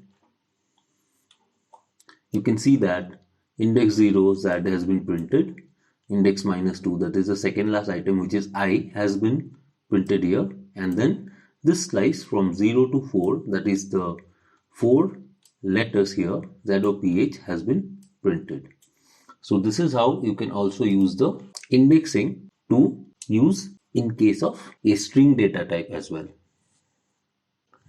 Again, if we want to use the for loop in this string data type, what I can do is, I can show you, I have already written this for loop. I will delete this quotes, and then I will delete all this, and when I again run this program, you can see that what actually it is doing is, this is the loop variable. It is iterating in this name variable which has this string, so it will iterate over all the letters in this list, and for that it will print the stars, then the alphabet, and then it will again print the stars. So as you can see, for all the items or for the string values or the characters, it is printing the stars, and then the letter Z, O, then P, then H, then I, then again the last one is E. So this is how you can use the for loop to iterate over a string data type. Let us move on to the next topic, which is mutable and immutable data types. Here I want to tell you the difference between lists and strings. Lists and strings are different in a very important way. A list is mutable data type. That means it can have values added, removed, or changed. However, a string is immutable, which means it cannot be changed. Trying to reassign a single character in a string results in a type error. So let me explain you in a very better way. I will take this example here. Here I have name equal to Zophie, a cat. So here, if I try to change this by indexing name 7 is equal to the string the, what happens is, we have this type error. It says string object does not support item assignment. That means lists can be assigned items, but string object cannot be assigned items. Let me show you in PyCharm so that you can understand better. I already have written for you this program. Here what I will do is, I will just remove the quotes, and then I will try to run my program here. When I run it, you can see that there is a type error. It says string object does not support item assignment. So what actually I was doing is, I already have a variable name where I have the string Zophie a cat saved, and then I am trying to change the item in the 7th index to this string. So because it is not possible in string, that's why I am getting a type error, which is string object does not support item assignment. The best way to solve this problem is by this. I will delete this, and I have already typed it out for you. I will show it to you here. You can see I will remove the quotes and then I will run it for you. So this is the best way to actually change something in a string. What I have done here is I have taken name equal to Zophie a cat. Then I have taken another new variable, new name. See, the name here changes. The earlier name was different and I have taken the variable new name here. And then what I have done is I have taken the index from 0 to 7 in name so that I don't change it. I am referring to this. 0 to 7 means I will go till 6. So ZOPHIE. Till here it will take, and then I am taking the string and then I am adding another string the with the concatenation, and then again I am concatenating and taking from name 8 to 12. So 0 to 6 means ZOPHIE, then space, this is 7, this is the 8th one, A, and then I am taking the 9th, 10th, 11th, and then I am taking name 8 to 12, which means till Zophie it was 6, this space is 7, this A is 8, so this will be the 8th one. From the space till cat will be concatenated here. So first of all I am printing the name variable and then I am printing the new name variable. Let's see what the changes are happening here. Here you can see it was Zophie a cat, and then in the new name variable I got Zophie the cat. So what happened is I changed A to the using this method. I could not have done that with the earlier method because it produced the type error. So here I have assigned a new variable with this indexing, or you can call it a slicing, where I have taken some slices from this and changed the alphabet A to the. So this is how you should do the changes in a string. Although a list value is mutable, but in the following code will not modify the list here. So I will show you what actually is happening. Here there is an example, x is equal to 1, 2, 3, and then I am again assigning the x another list 4, 5, 6. So as I told you earlier, a list is mutable. Here mutable means it can be changed, but actually it is not changing the 1, 2, 3 values here. It is actually modifying the list and it is actually not modifying the list x, but it is actually deleting the earlier list and copying another entirely new list into the variable x here. So as you can see here, the list values in x isn't being changed here. Rather, an entirely new and different list value 4, 5, 6 is overwriting the old list value 1, 2, 3. This is depicted in the figure which I am going to show you here. What happens is, here in this case the list or the variable x had the list 1, 2, 3, and then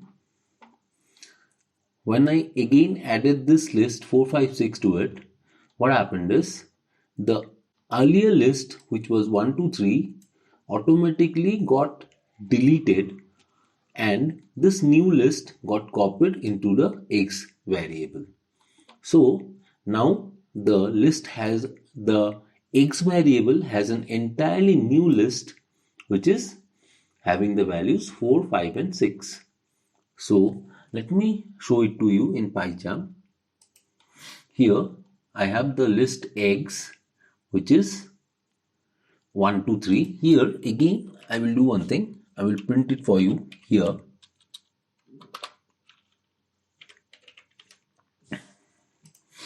And then I'm running it.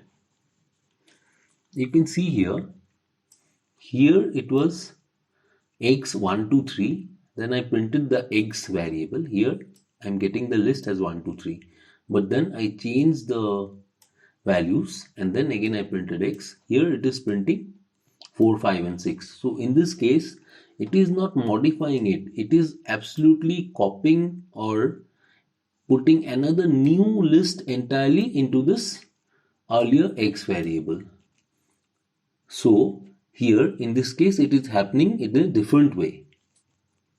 Now if you actually needed to do something, if you needed to change the values in the list here, suppose if you wanted to remove the 1 2 3 values and add 4 5 6, then what you need to do is you need to delete everything here as it's shown here. You need to use the delete statement and delete the values by using the indexes. Here you can see I have used the index 2, the index 1 and index 0. So what will happen is it will remove the third value first, then the second value and then the first value. Then again it will keep appending here. It will append the number 4, the number 5 and the number 6 accordingly into the earlier list. The numbers 1 2 3 will be removed and then it will get appended. So now the earlier list x will have only new values 4 5 6. So in this case it is not getting a new list, it is only getting new values. So this is how you append new values to a list. So let me explain this thing again in PyCharm. I have already written it out for you. Let me delete this and then let me open this or remove this quotes.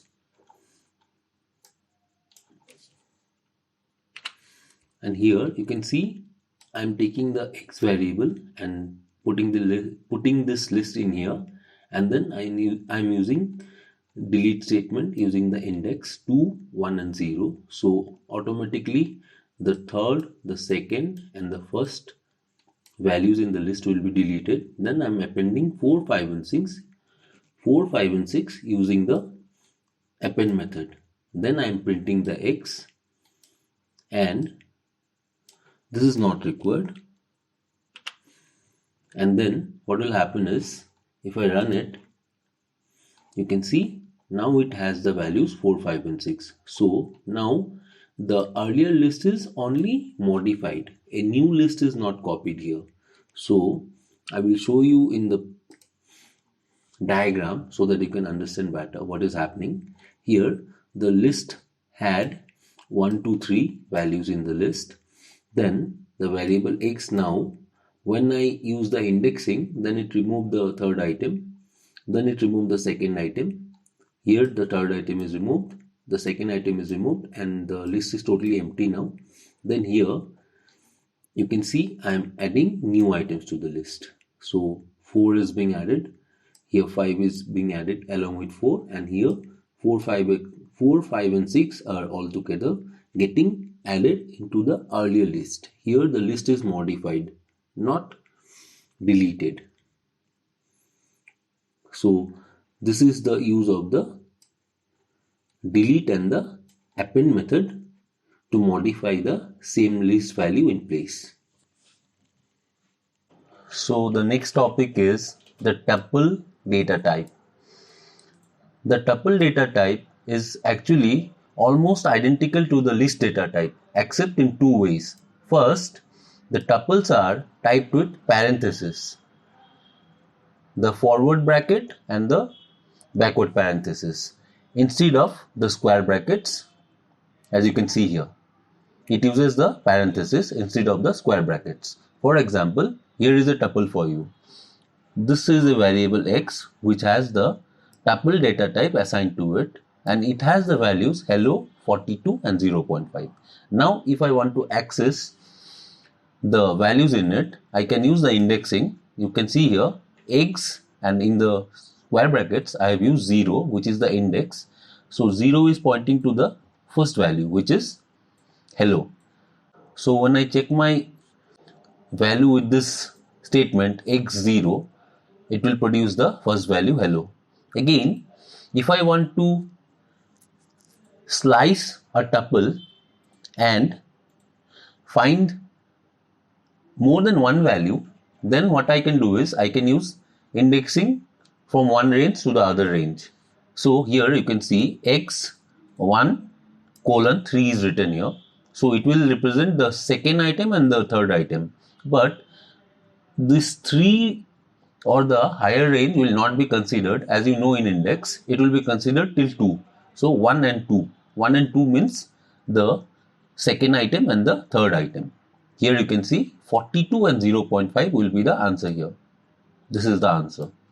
And you can also use the len function to find the length of a tuple. Here len of x will give the answer 3 because this tuple has 3 values. So let me show it to you in PyCharm. Here I have already written out the program for you. This is the eggs variable having the tuple, and now if I print x0, it should print hello. Then if I print x1, 2, 3, then it should print 42 and 0.5. And finally, if I print len of x, it should print the total length of the tuple, which is 3. So when I run my program, you can see that when I print x0, it says hello, and for this index 1, 2, 3, it prints the second and the third values 42 and 0.5, and then for the len of x statement it prints 3 because the length of this tuple is 3. It has the values hello, 42 and 0.5. Now let me tell you about one more thing. The main way that tuples are different from lists is that, like strings, tuples are immutable. Immutable means tuples cannot have their values modified, appended or removed. So for that, what I want to tell is, if you ever put a value inside a tuple, it cannot be changed ever again. That is the meaning of immutable. Lists can be mutable, but tuples are immutable, like strings. Let me show you with an example here. I'll go to my PyCharm again, and I will delete these lines of code. And here I've already written this. I will delete these quotes, and then if I run my program, here you can see what I have done actually is, I have said x equal to hello, 42 and 0.5. This is the same example which was the earlier tuple. Now I am trying to change something in this x variable. I am changing the index 1 value to 99. So what will happen is, I am trying to change this 42 to 99. Let me run my program. You can see I am getting a type error. It says tuple object does not support item assignment. So you cannot assign any new item to a tuple. That is the meaning of tuples are immutable. Now let me go to the next topic, which is, suppose you have only one value in your tuple. You can indicate this by placing a trailing comma after the value inside the parenthesis.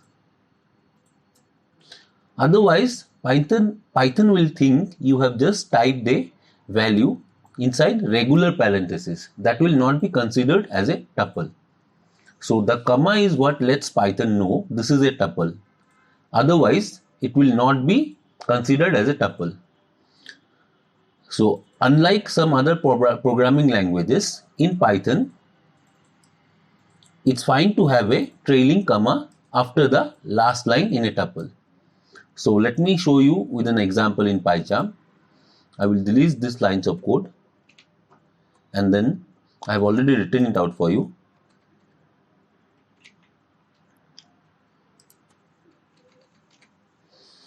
you can see here I'm printing type hello.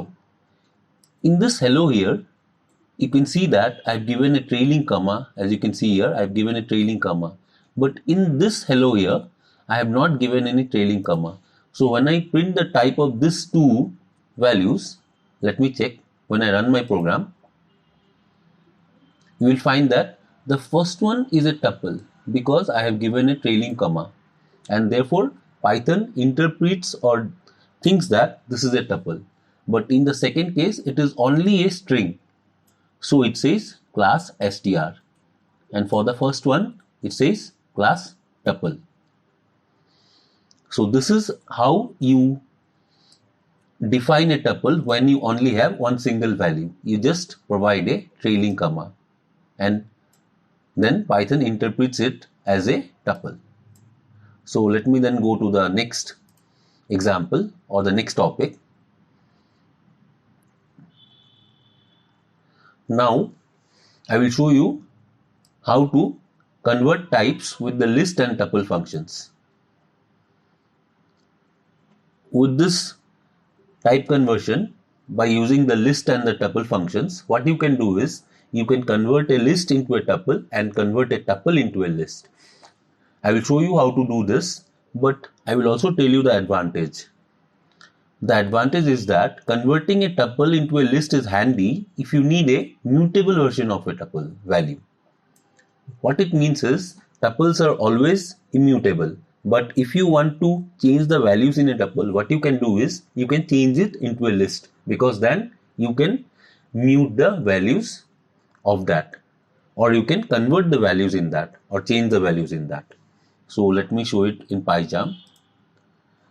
Here I will delete this lines of code, and now I have already written this for you.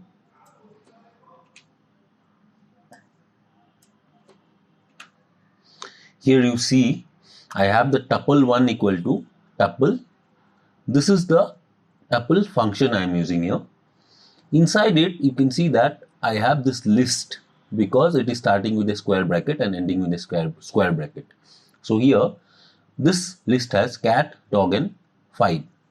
Then I am trying to assign this tuple1 variable a list, but I am using the tuple function, so this list will be converted to a tuple here. Then I am printing my tuple1. In the same way, here I am taking this list1 variable, and in this I am using the list function to convert this tuple, which is also represented by parentheses, you can see here, and then I am trying to convert this tuple into a list, and then I am printing the list1. And again, in the third one, what I am doing is I am taking another list2 variable. In this, I am trying to change this tuple into a list by using the list function. So let us see, when I print these three functions, what happens. Let's run it. Here you can see in the first case it was a list, and because of the tuple function it was converted to a tuple. You can see it is starting with a parenthesis and ending with a parenthesis. In the second case, because of this list function, what happened is this tuple has been converted to a list. As you can see here, it has square brackets, not parenthesis. And in the third one, this tuple having only the single value hello has been changed to a list by using the list function. So when I print list2, you can see that it has been converted into a list having 5 values, which are H, E, L, L and O. So this is how you can convert the tuples to lists and lists to tuples using the tuple and the list functions.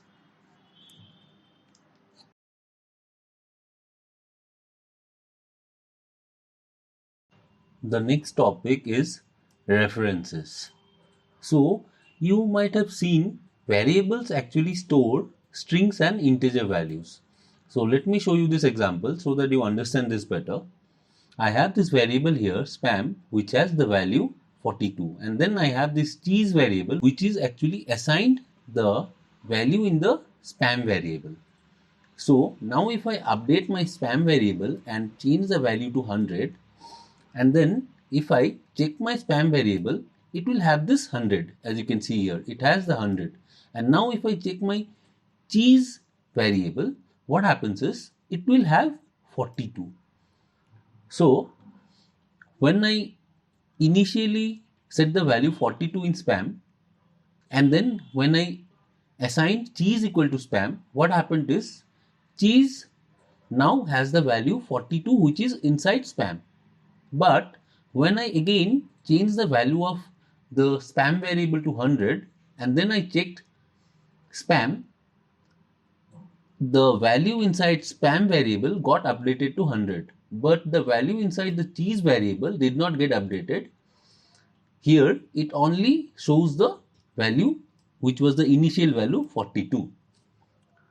So actually what is happening is you assign 42 to the spam variable and then you copy this value in spam and assign it to the variable cheese. But when you later change the value in spam to 100, this does not affect the value in cheese. This is because spam and cheese are different variables that store different values. But this concept will not work in lists. So let me show you with the help of another example.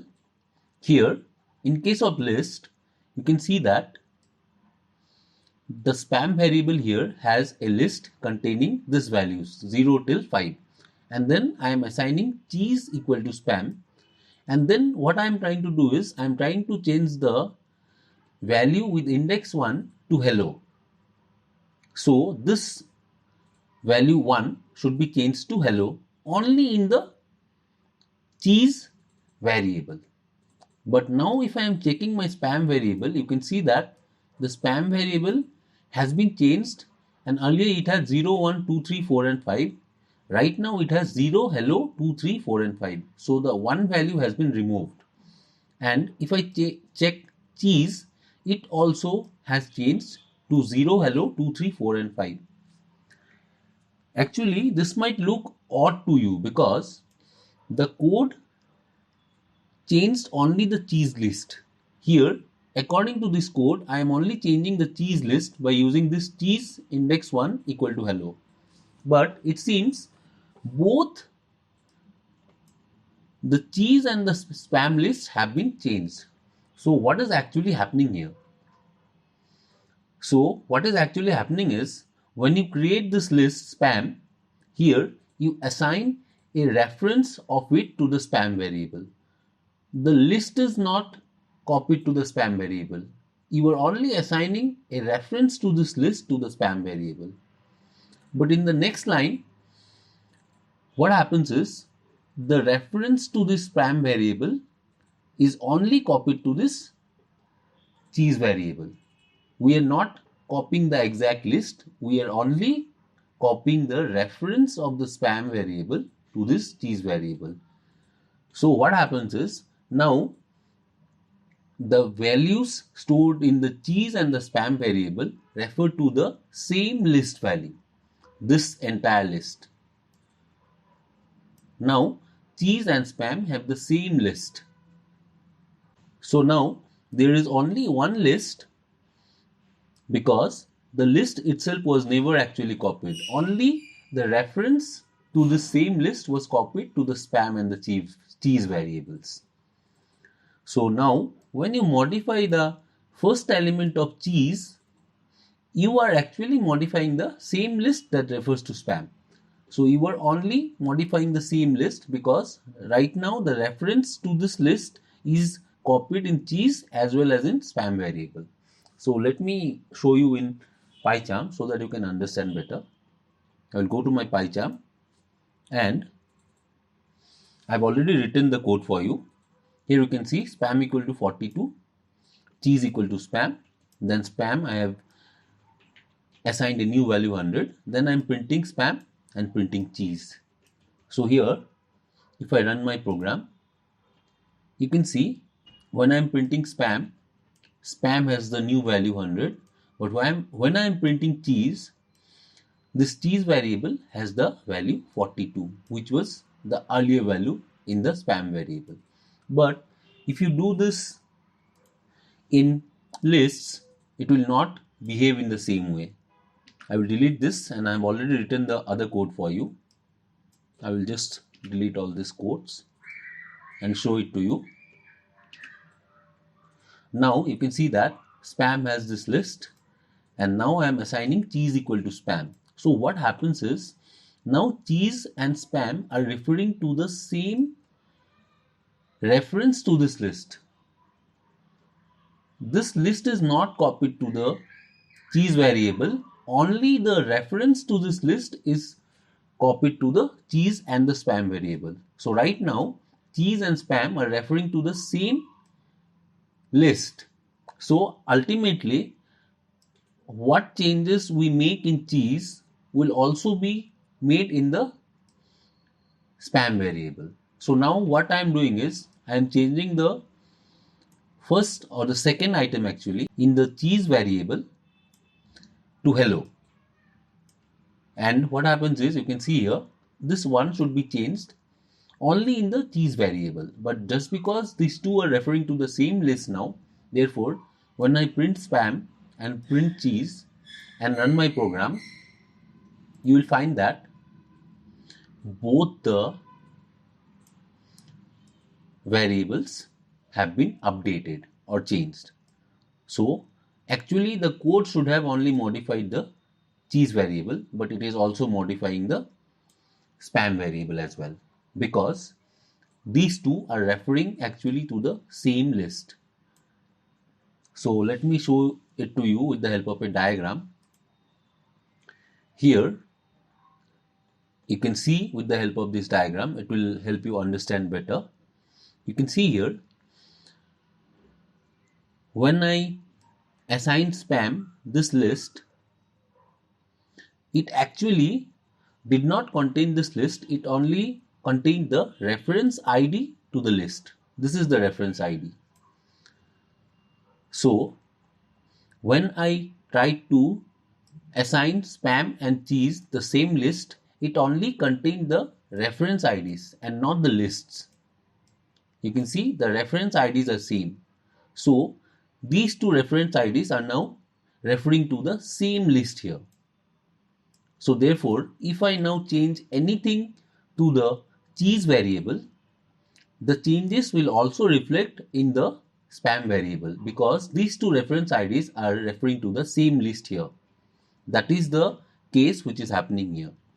Now you will understand better if I show you this diagram. Here you can see the reference ID for spam is this, the reference ID for spam for cheese is this, and therefore when I made changes to the cheese variable here and changed it to hello, you can see that it has made changes to the list which was actually the underlying list for both the variables. So in this way, just because these two variables were referring to the same list, therefore the changes were visible in both the cases and the list was changed in both the variables. So this is the logic behind this. This was what was happening in the background. So let us now see how to pass references. So what actually are references? References are particularly important for understanding how arguments get passed to functions. So when a function is actually called, what happens is the values of the arguments are copied to the parameter variables. In case of lists, what happens is, it means a copy of the reference is used for the parameter. Let us check it with the help of an example here. Here I have defined a function called x, which has the argument some parameter. Then I am using the same argument here, and in that argument I am appending one more value, which is hello. You can see here I am appending hello to it. Now after the scope of the function, what I have done is I have taken a new variable spam which has the list value 1, 2, 3 inside it. Now then I am calling the function x, and in the x function what I am doing is I am referring to this variable spam, and then finally I am printing spam here. Now what happens is when x is called here, a return value is not used to assign a new value to spam. What actually happens is it modifies the list in place directly. So what will happen is it will directly modify this list spam here, and ultimately the answer will be 1, 2, 3 and followed by hello. So when we run this program, we should get something like this as the output. It should be 1, 2, 3 and hello. Let me show you in PyCharm so that you can understand better. Here I have already written the program for you. I have written the same program. Here you can see I have defined the function x and taken the argument to be some parameter. Then I am using the same parameter and appending the new value, which is the string value hello. Now after the scope of the function, I am taking the variable spam which has the list with values 1, 2 and 3. Now then I am calling here the x function, and in that I am passing the argument to be this spam variable. Now what will this do is it will directly change the list in this spam variable. This is the reference given here. The sum parameter argument is actually referencing to the list here. So it will directly change the values in this list. So when we run this program and when I print this spam variable, I should get 1, 2, 3 followed by hello. I'm running it now. So you can see that the list has been changed or updated and it contains the new value hello. So this is about passing references. So let us move on to the next topic. The next topic is the copy modules, copy and the deep copy functions. Now, although passing around references is often the handiest way to deal with lists and dictionaries, but if the function modifies the list or dictionary that is passed, you may not want these changes in the original list or dictionary value. For this, what Python does is it provides a module called copy that provides both the copy and the deep copy functions.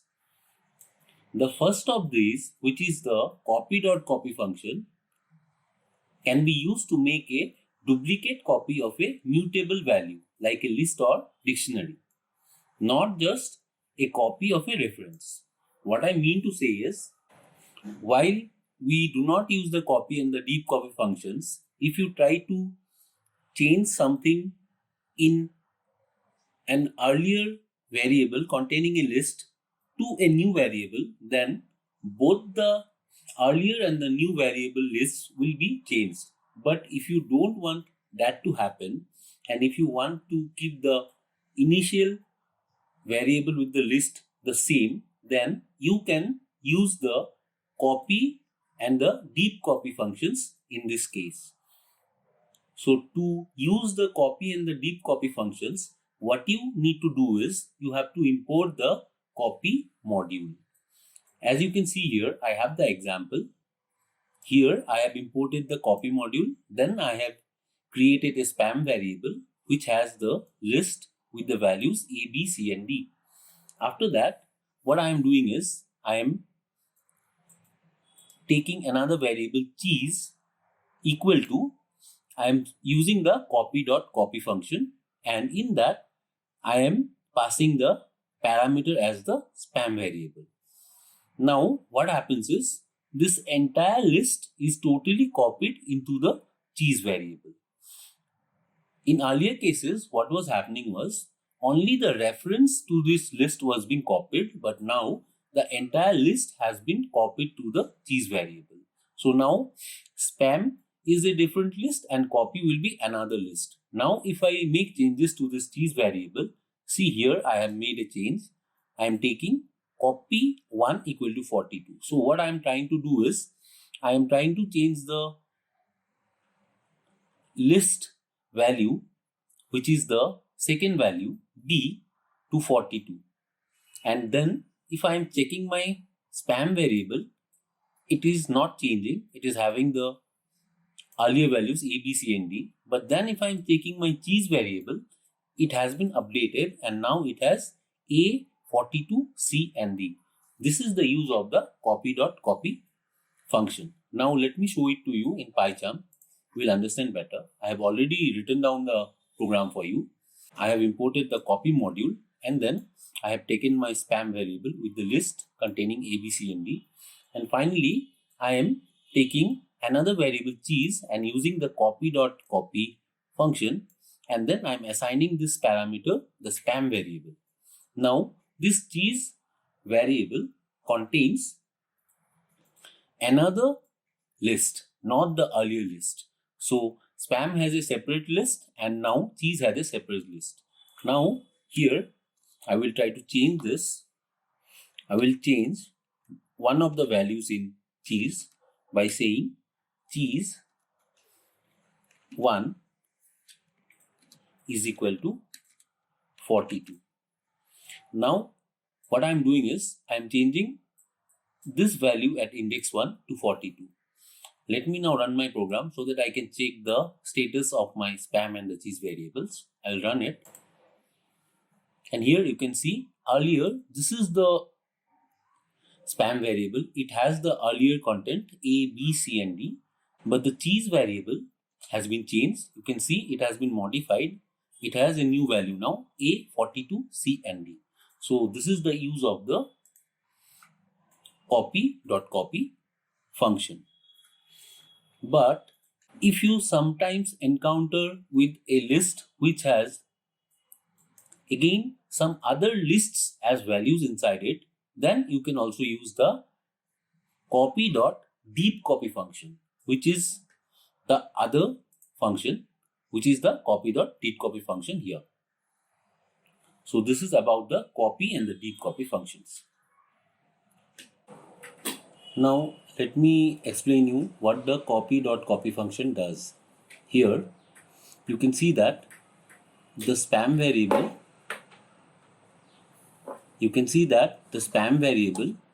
has a separate reference ID, which is this, and the cheese variable has a separate reference ID, which is this, because the copy.copy function actually creates a different list here and then it creates a different list here.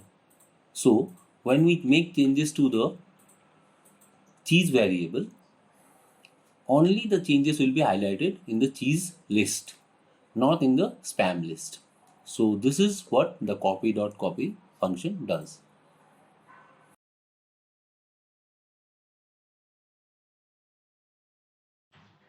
So the next topic or the next chapter here is dictionaries and structuring data.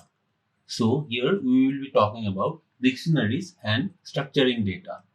Let us move on to the first topic, which is the dictionary data type. Here it is, the dictionary data type. Like a list, a dictionary is also a collection of many values. But unlike indexes for lists, indexes for dictionaries can use many different types, not just integers.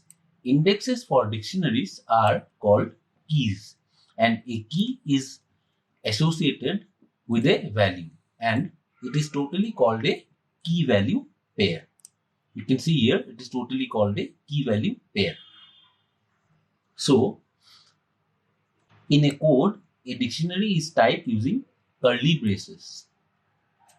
Let me show you this example. Here, this is a variable, my cat, and it has this key value pairs. This is a dictionary because it starts with a curly braces and ends with a curly braces. And these here are the key value pairs you can see here. This size and fat is a key value pair. this color and gray is a key value pair, and this disposition and loud is a key value pair. So this size is the key and fat is the value. This color is the key and gray is the value, and disposition is the key and loud is the value. This is the basic syntax of how to use a dictionary. And here this dictionary data type has been assigned to this mycat variable. So here you can access these values through their keys in a dictionary. So if I say mycat and in square brackets, if I say size, then this will refer to the key size in this dictionary, and the answer will be this value, which is fat in this case. So after that, if I say my cat has, then concatenate my cat, the value or the key, actually key color, it will refer to the color gray, and then we will go to this concatenation string, which is fur. So it will produce the result, my cat has gray fur. Let me show you this example in PyCharm so that you can understand better. Here I have already written the program for you. You can see here I have this mycat variable, and this is assigned to this list with the key value pairs. The key value pairs here are size and fat, color and gray, and disposition and loud. So size is the key and fat is the value, color is the key and gray is the value, and disposition is the key and loud is the value. Now when I print my cat and use the size as the key, then it should print the value associated with this size, so which is actually fat. Then if I again print this my cat has, and then I refer to my cat and the key color, this should refer to the gray color here, which is the value for this key color, and then I'm concatenating it with the plus symbol, and again I'm using the string value for. So up till now it should print my cat has gray fur, and after that what I am again doing is, in case of lists, you can see that I have one list here, which is spam is equal to cats, dogs, and moose. These are the dictionary values here. And again I have another dictionary, which is bacon, which has the values dogs, moose, and cat. How can you identify that these two are dictionaries? These two are dictionaries because these are starting and ending with curly, not curly braces, rather than with square brackets. This is also a dictionary because it is starting and ending with a square bracket. Now if I print spam equal bacon, because even if the values here are same, you can see dogs, moose, and cat, but here cats, dogs, and moose, they might be in different order, but it has the same values. But just because these are lists, it will print that spam is not equal to bacon. But in case of dictionaries, what happens is I have name and Zophie here in this egg variable, and I have species and cat here, and A's and 8 here. I have the same thing here in this ham variable, but the order is slightly different. Here this thing comes at first and this thing comes at last, and the middle one or the key value pair comes here at last. But basically these are same. Now if I am trying to print this eggs and ham, let us see what happens. I will run it, and you can see here when I use my first print statement and printed my cat size, so this size was referring to this key and it was associated with the value fat. So here you can see fat has been printed, and here when I print spam equal to bacon, in the case of these two lists, even though these two have the same values but in different orders, still it printed false here, because in case of lists the order should also be same for the two lists to be equal. But when you can see here, I use this print statement for my concatenation. I did my cat has, then I refer to my cat color here. So color is referring to gray, and I'm then again concatenating it with fur. So it should print my cat has gray fur. So here you can see in the second line, I have my cat has gray fur. Again, here I have two dictionaries with the keys and values.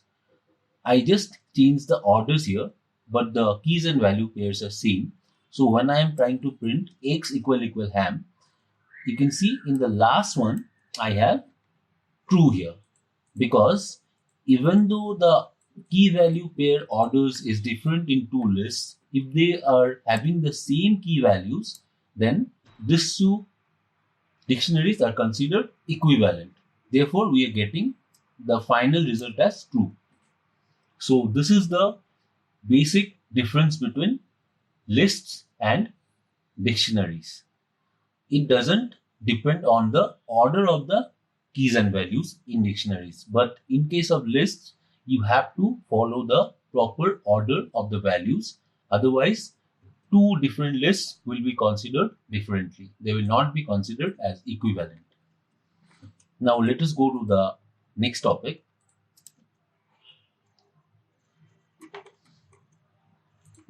I already explained you about this thing regarding how to compare two lists and two dictionaries.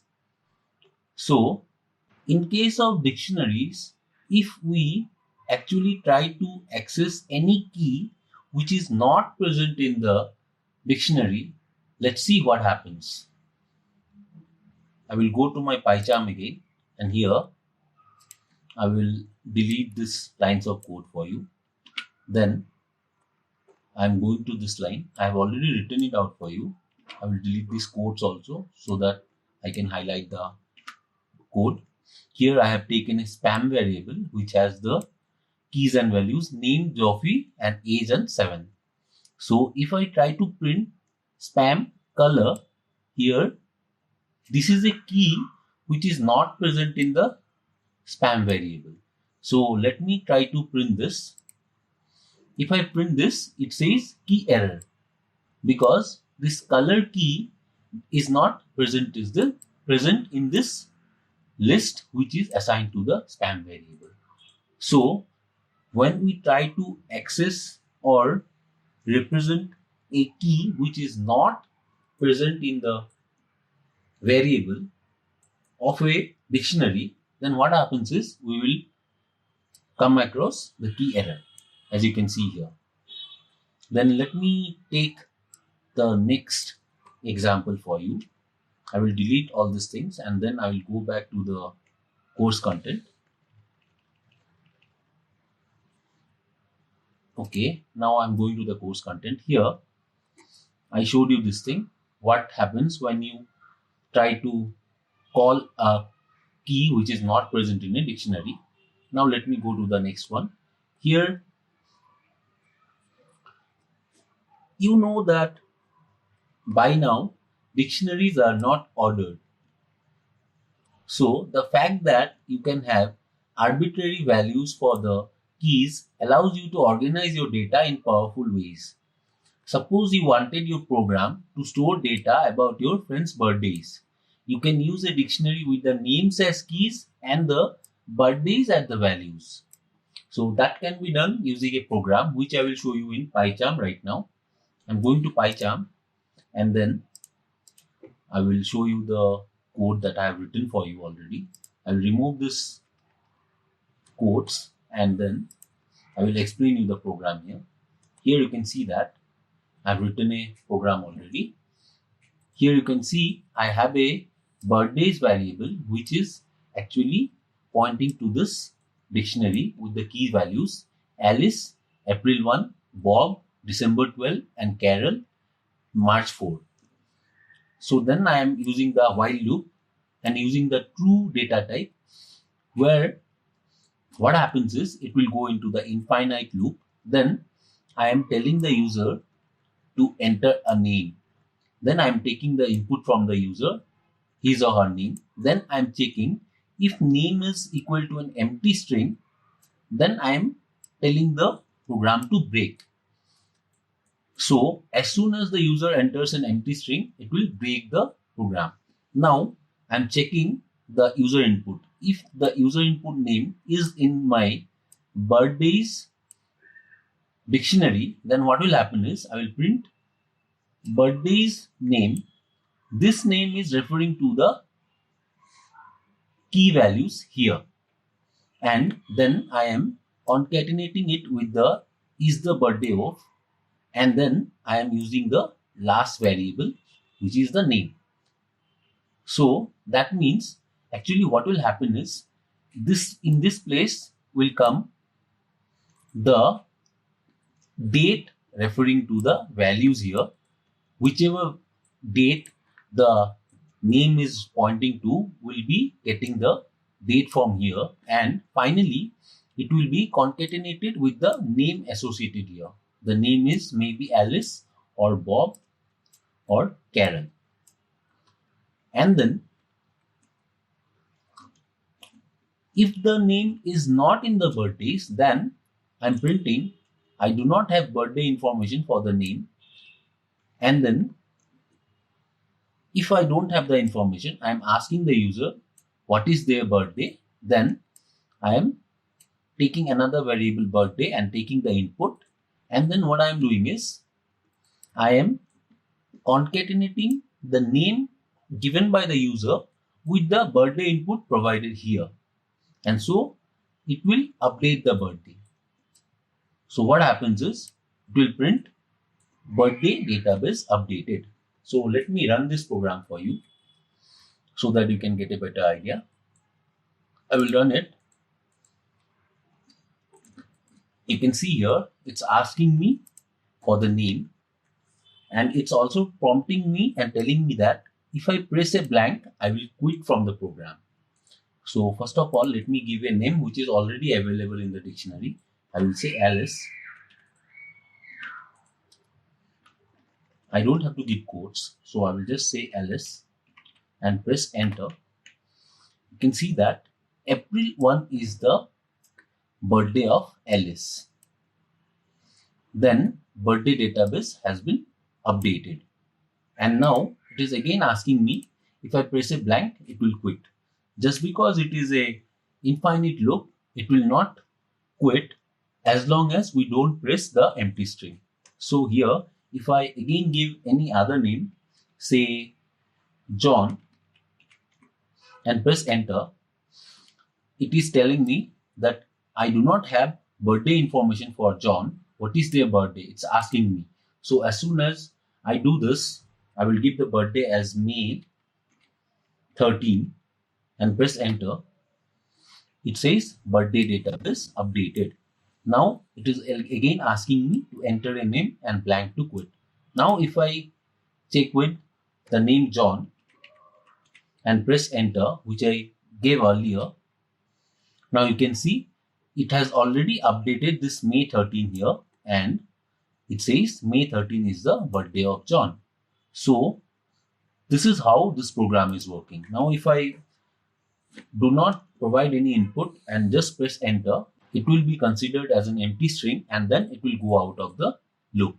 So if I press enter, you can see the process finished with exit code 0. This means that this program has terminated. So this is about the very good use of dictionaries to store very useful and important information regarding keys and values. In this example, I showed you how to use keys and values to store the name of your friend and the birthday of your friend as key and value pairs. So now let us move on to the next thing. Here, I have already explained this program to you. Then, as I showed you in the console, this was the type of the output that you got there. And now Let us go to the next topic, which is the keys, values, and the items method. So I will directly talk about this topic in the pie chart so that you will get a very good idea about what the keys, the values, and the items methods are. So I have already written this for you. I will go to my pie chart and I will first of all delete this entire earlier program, and then I will check this for you. You can see I have already written it for you.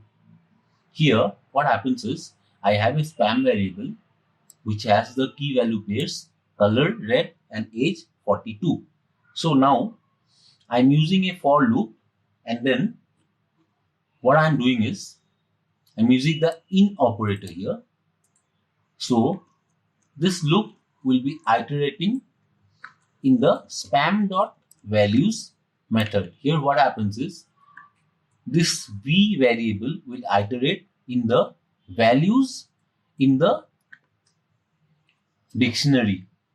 So now what happens is if I print v, what I should get is I should get the red and the 42 value printed. So now if I tell you about the other thing as well, I have taken k as the variable here in this for loop, and this is directly referring to the keys here. So I say for k in spam.keys, keys means this keys, the color key and the age key. Print spam of k. What this will do is you have to keep in mind the syntax very clearly. Here I have written spam and then I have used square brackets and then I have taken the key variable. So what this print statement will be going to do is it will print this color and age keys. Now if I go to the third for loop, here you can see that I have used the I loop variable and then I am iterating over this spam.items. So items means items actually is the total pair, the key and value pair in this case. So it will be color red and age 42. Items means the key value pair. This items method will actually refer to the key value pair in the dictionary. So when I print I, it should print the key value pair in this case. So let me run this program so that I can show you the result. I'm running it. Here you can see for the first, I will just scroll it a little down so that you can understand better. For the first for loop, it is going and iterating in the values. So the values are red and 42. So you are getting red and 42. In the second case also, k is the loop variable iterating in the spam.keys. So it is referring to the keys here, color and age, and therefore it will be directly pointing to the values associated with the keys here. So the values are red and 42. So also you are getting red and 42 in this case. Now if I show you only the third one, for I in spam.items, print I, what happens is here it is the key value pair. The first one is color and red and the second one is age and 42. So this is what you can do with the use of the values method, the keys method and the items method in dictionaries. Now let us see whether we can use two loop variables in one for loop for a dictionary. How I will do it, I will show you. I will delete this program first. Then I will use this program which I have already written for you. Here what I am doing is I am using the spam variable which is a dictionary with color and red, age and 42 as the key and value pairs. Now I am using two loop variables for k and v in spam.items. So k is referring to the key and v is referring to the value, color and red, and in the same way age and 42. If I print key plus k plus value and the strv, what actually happens is the key will point to this k which is now referring to this color key, and the value the value is actually now pointing to this strv, and this v is the loop variable which is pointing to this values red and 42. So when I run this program, what you will get is this, something like this. Here, key color value red, key color value red, again key age value 42. So this is what it is. This is how you can use two loop variables to iterate in the items or the key value pairs in a dictionary. So I will delete this thing now, and again I will go to the next topic. Here, what I am trying to do is, I will tell you in the script. Here I will delete all this and I will show you how to check whether a key or value exists in a dictionary or not. For that, we have to use the in and the not in operators. With the help of this, we can check whether a key or value exists in a dictionary or not. Let me directly go to PyCharm, and here I have already written the code for you. I will just delete these quotes and highlight the program for you. Here you can see I have this spam variable which is having or containing a list with the key value pairs color red and age 42, and then I am trying to print name in spam.keys. So what is name?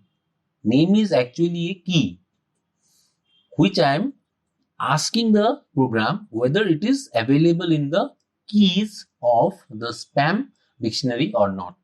But actually, as you can see here, the name is not any key in this dictionary. So it will be false. And if I am checking color in spam.keys, color is a key in this spam dictionary. That's why it will be true. And the third one, I am checking name in spam.values, because name is also not present in spam.values, which are red and 42. Therefore, it will also be false. And I'm checking name not in spam.keys. Not in will check if name is not in spam.keys. Therefore, as because name is not in the spam.keys, which are color and age, therefore the last print statement will always give a true as the answer. When I run this, you can check it. You see it here. Name in spam.keys, because there is no keys with the name, therefore it is false. If I say color in spam.keys, color is present, so it says true. Now if I say name in spam.values, there is no value called name, therefore it says false. And I'm checking name not in spam.keys. What happens is name is not in spam.keys because the keys are color and age, therefore it is not actually in the keys, so it is typing or printing true. So this is about the in and the not in operators in how to check whether the keys or values are present in a dictionary or not. So let us now go into the next topic, which is the get method. So actually it is very tedious to check whether a key exists in a dictionary before accessing that key's value. So fortunately for us, dictionaries have a get method that takes two arguments, which are the key of the value to retrieve and a fallback value to return if that key does not exist. So let me tell that with the help of an example here, which will make you understand better. I will go to PyCharm, and then I have already written the program for you. I will show it to you here. Here you can see I have a variable called picnic items, which has a list with the key values apple and 5 and cup and 2.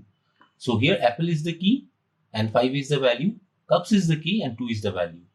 So now if I want to get the key values, what I have to do is I can use the concatenation of the key values by using the get method. As you can see here, I have used the get methods.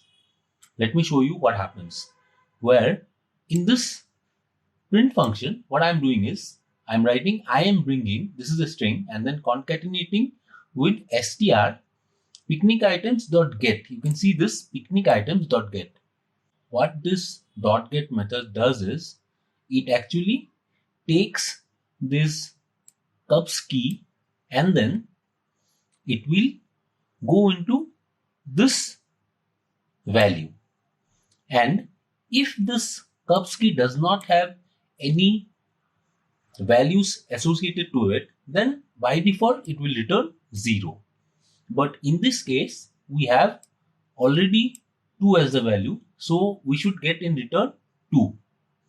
So here, when I again concatenate with cups, and if I run my program, you can see that it says I am bringing 2 cups.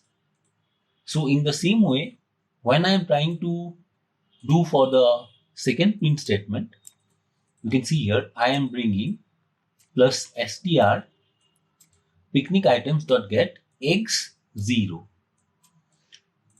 So now, because this eggs is not a key in this dictionary, it will search for it, and if it is not there, it is returning by default the 0, and then it is concatenating with the egg string. Therefore, the result here is I am bringing 0 eggs.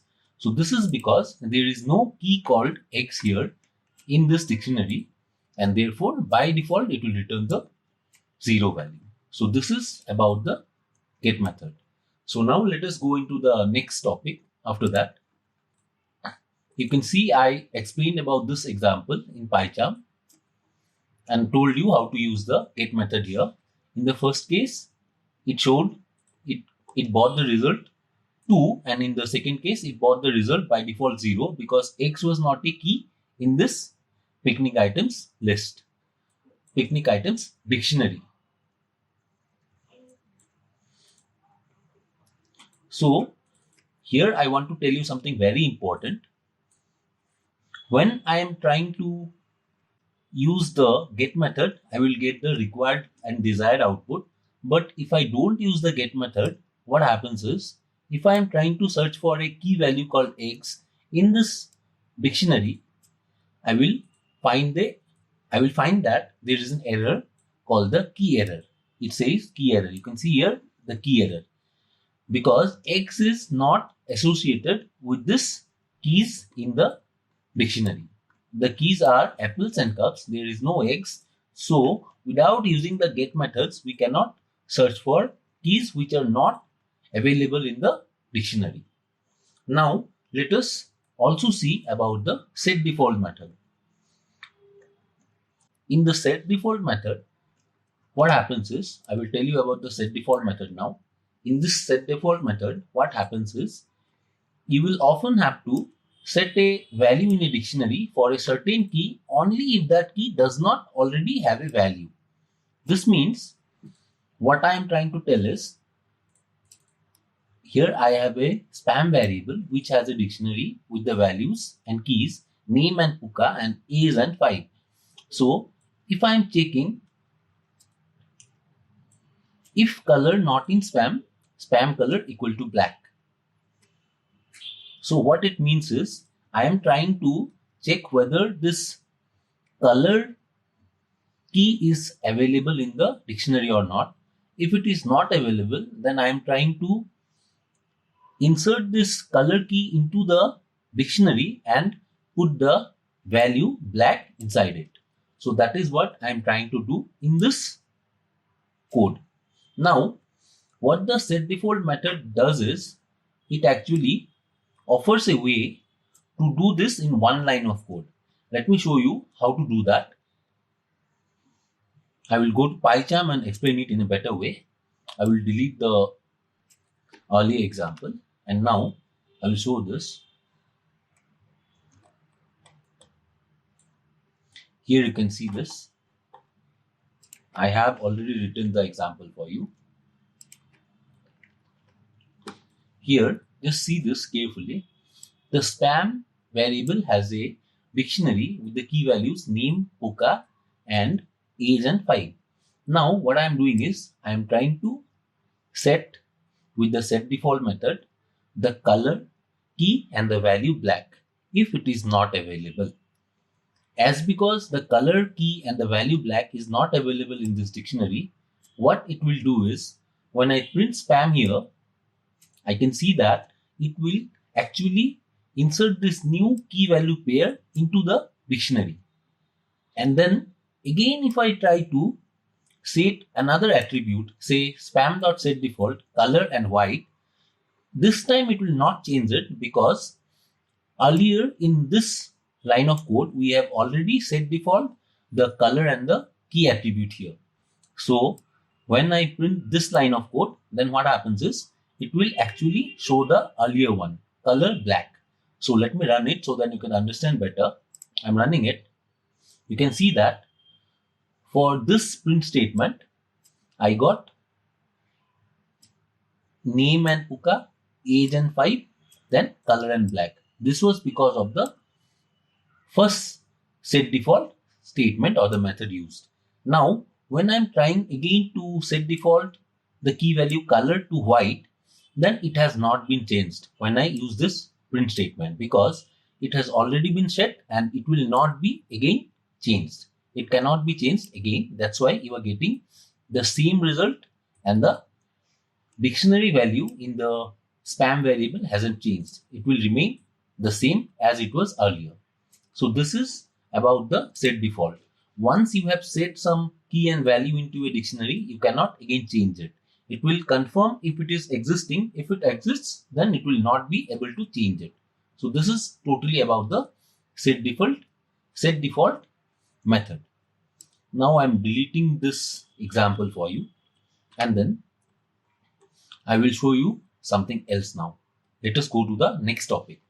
So as we have learnt about the set default method, let me tell you, the set default method is a nice shortcut to ensure that a key exists. Here is a short program that counts the number of occurrences of each letter in a string. Let me show the same program in PyCharm so that it will be very easy for you to visualize as well as understand the practical approach. Let me go to PyCharm now.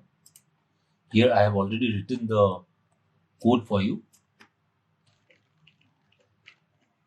I will just remove the quotes and highlight the program for you.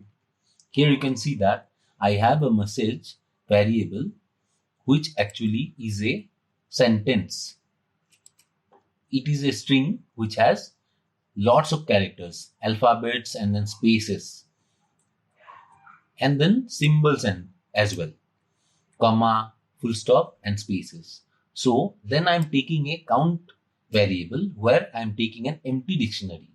What I'm trying to do is I'm taking a for loop and then for character in message, this is the loop variable character. It can be anything. It can be I, X, Y, Z, etc. I'm checking for character in message. In this message, I'm setting count.setDefault character, 0.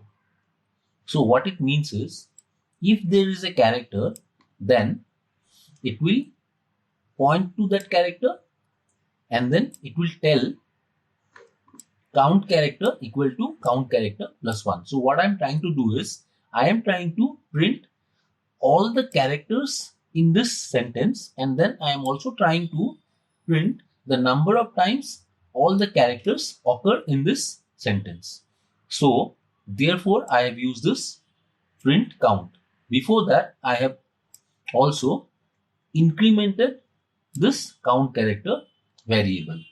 What this line will do is it will increment the number of times the single alphabets or characters have been occurring in this sentence. So if I run this program, you can see that it says I occurs once, T occurs 6 times, space occurs 13 times, W occurs 2 times. If you cross check it, you can see W 1 time and then again W 2 times. So what this program is doing is, it is actually checking the number of times a string occurs in this particular sentence. So this is a way to do it using the set default method. But when I was running this program, the problem with it was, when I am running it, I'll show you what happened was, all this was in a single line. All the output that I had was in a single line, and it was very difficult to understand what actually was happening with the output. So I have to scroll this side and then I have to find everything here. You can see every string and the number of times it appears has come in the output, but it is very difficult to understand with the help of this normal method. So for this, I have another method which is also called the pretty print method. Let me go to the topic. Here, this is the topic which is known as the pretty printing method. Now, if you import the pprint module into your programs, you will have access to the pprint and the pformat functions that will actually petty print a dictionary's values. And how is this pprint module helpful? This module is helpful when you want a cleaner display of the items in a dictionary than what normal print function provides. So now what I will do is, I will show you in the PyCharm how to do it. First of all, I have to import the pprint module.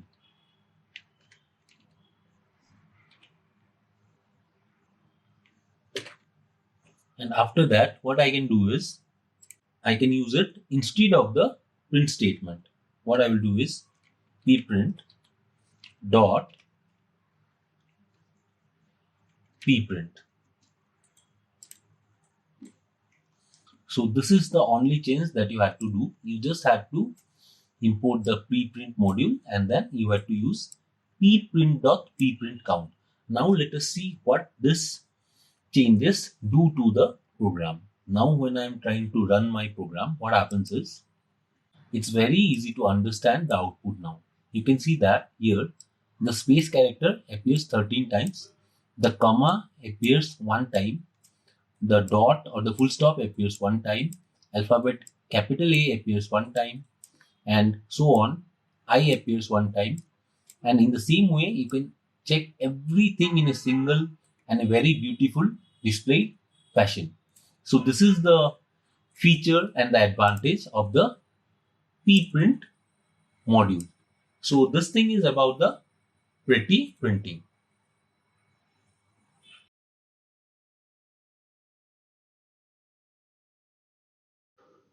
Let us move on to the next chapter, where we will be studying about manipulating strings. Now, as we all know, text is one of the most common forms of data your programs will handle. You already know how to concatenate two strings together with the plus operator, as I showed you earlier, but you can do more than that. You can extract partial strings from string values, add or remove spacing, convert letters to lowercase or uppercase, and check that strings are formatted correctly. You can even write Python code to access the clipboard for copying and pasting texts. You can do so much with the help of the manipulation of strings. So in this chapter, I will tell you about all the methods of manipulating with strings, and I will also tell about two different programming projects, which are a simple password manager and a program to automate the boring chore of formatting pieces of text. So let's start with it. I will start with the first topic now. The first topic is working with strings. So what is string literals? I think you know already about this thing. Typing strings in Python code is very straightforward. They begin and end with a single quote. I have already showed you about this. But the question now arises, what will you do if you have to print a string which has a single quote in between the strings? Say this example, that is Alice's cat.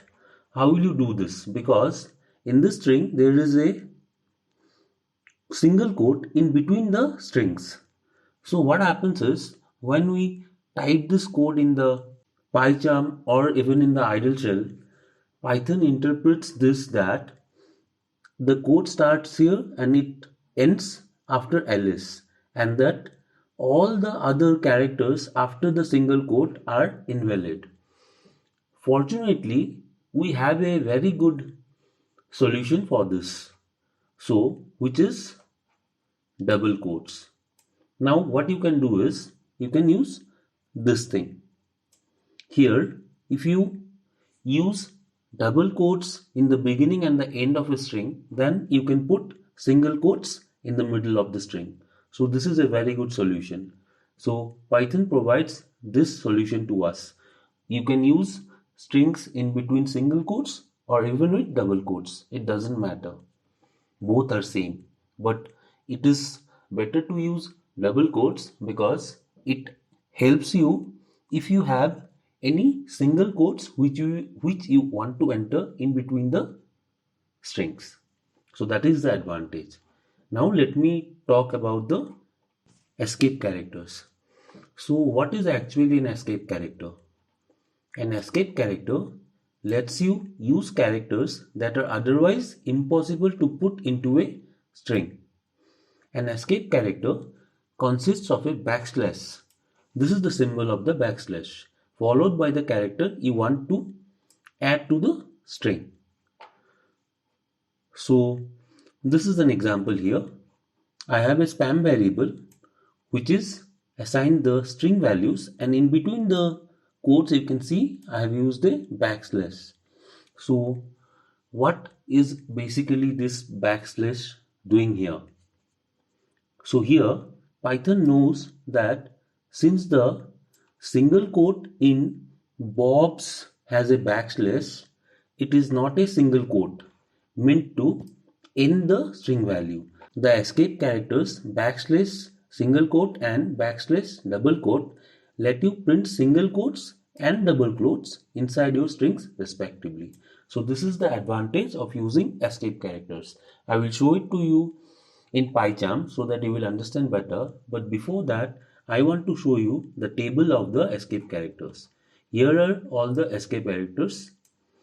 The first one is the backslash single quote. The second one is the backslash double quote. The third one is the backslash T or the tab. The fourth one is the backslash N, which is the new line or the line break. And the last one is the backslash or double backslash, which is also known as backslash. So let me go to PyCharm where I've already written the programs for you. I will show it to you now. Here you can see I have written a print statement. In between I have written a string. Here I have used double quotes in the beginning and the end of the string, and you can see here I have used backslash n and then backslash double quotes and then again backslash double quotes, and then I have used backslash t.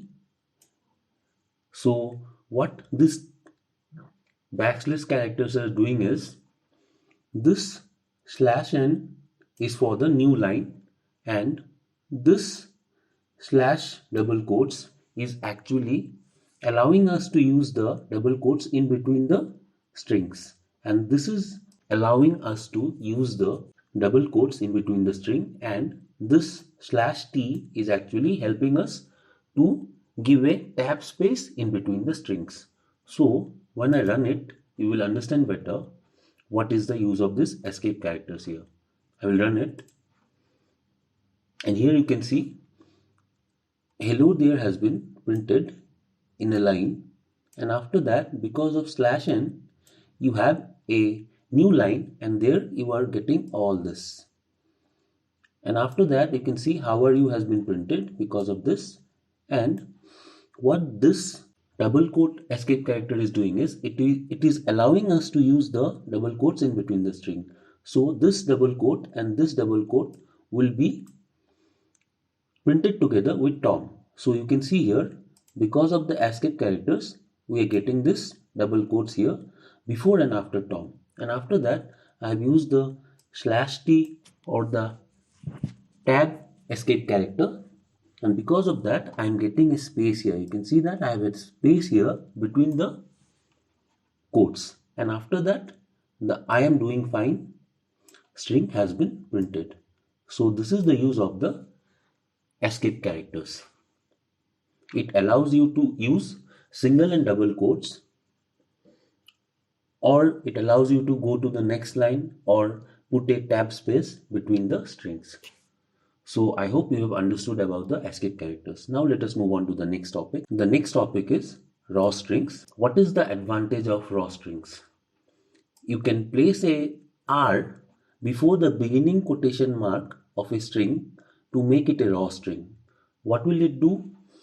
A raw string completely ignores all the escape characters and prints any backslash that appears in the string. For example, this is a code which I have already written in PyCharm. I will show it to you. I have it in PyCharm. I will minimize this and I will delete this print statement, and I will show it to you like this. Here I have put an R in front of the quotes. So what is this R doing is, normally this is a single quote backslash escape character, but just because I have put an R, it becomes a raw string now. Now Python will interpret it in a different way and it will print this string as it is. It will not escape this backslash character. It will also print this backslash character. Now I will run this and show it to you. You can see this backslash is also printed because we are using the raw strings. So what is the advantage of using raw strings?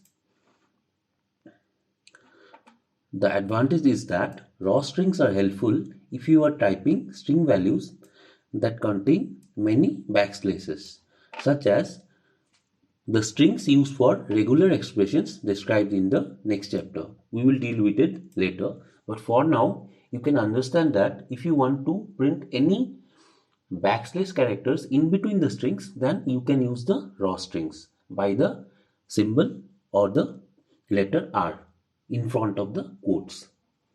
Now let us move on to the next topic, which is multi-line string with triple quotes.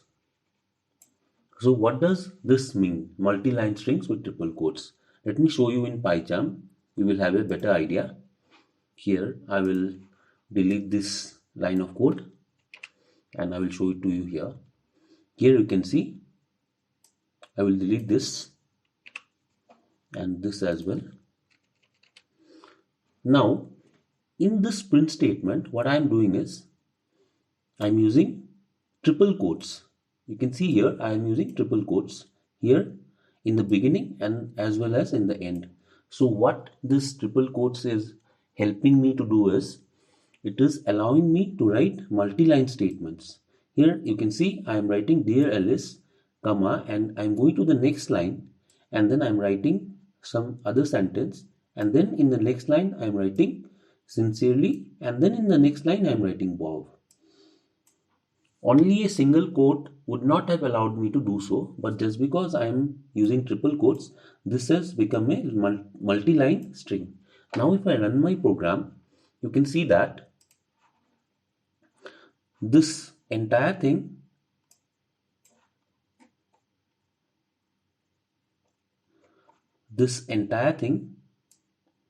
has been printed as it is, and it does not come in a single line, it comes in a multi-line. So this is the advantage of using triple quotes. It makes a string multi-line. Now let us move on to the next topic, which is multi-line comments. So while the hash character marks the beginning of a comment for the rest of the line, a multi-line string is often used for comments that span multiple lines. The following is an example. I will show you in PyCharm so that you can understand very well. Let us go to PyCharm directly. Here I will delete all this and then I will show it to you here. Here, as you can see, I have already written this lines of code. Here I have used triple double quotes in the beginning and as well as in the end.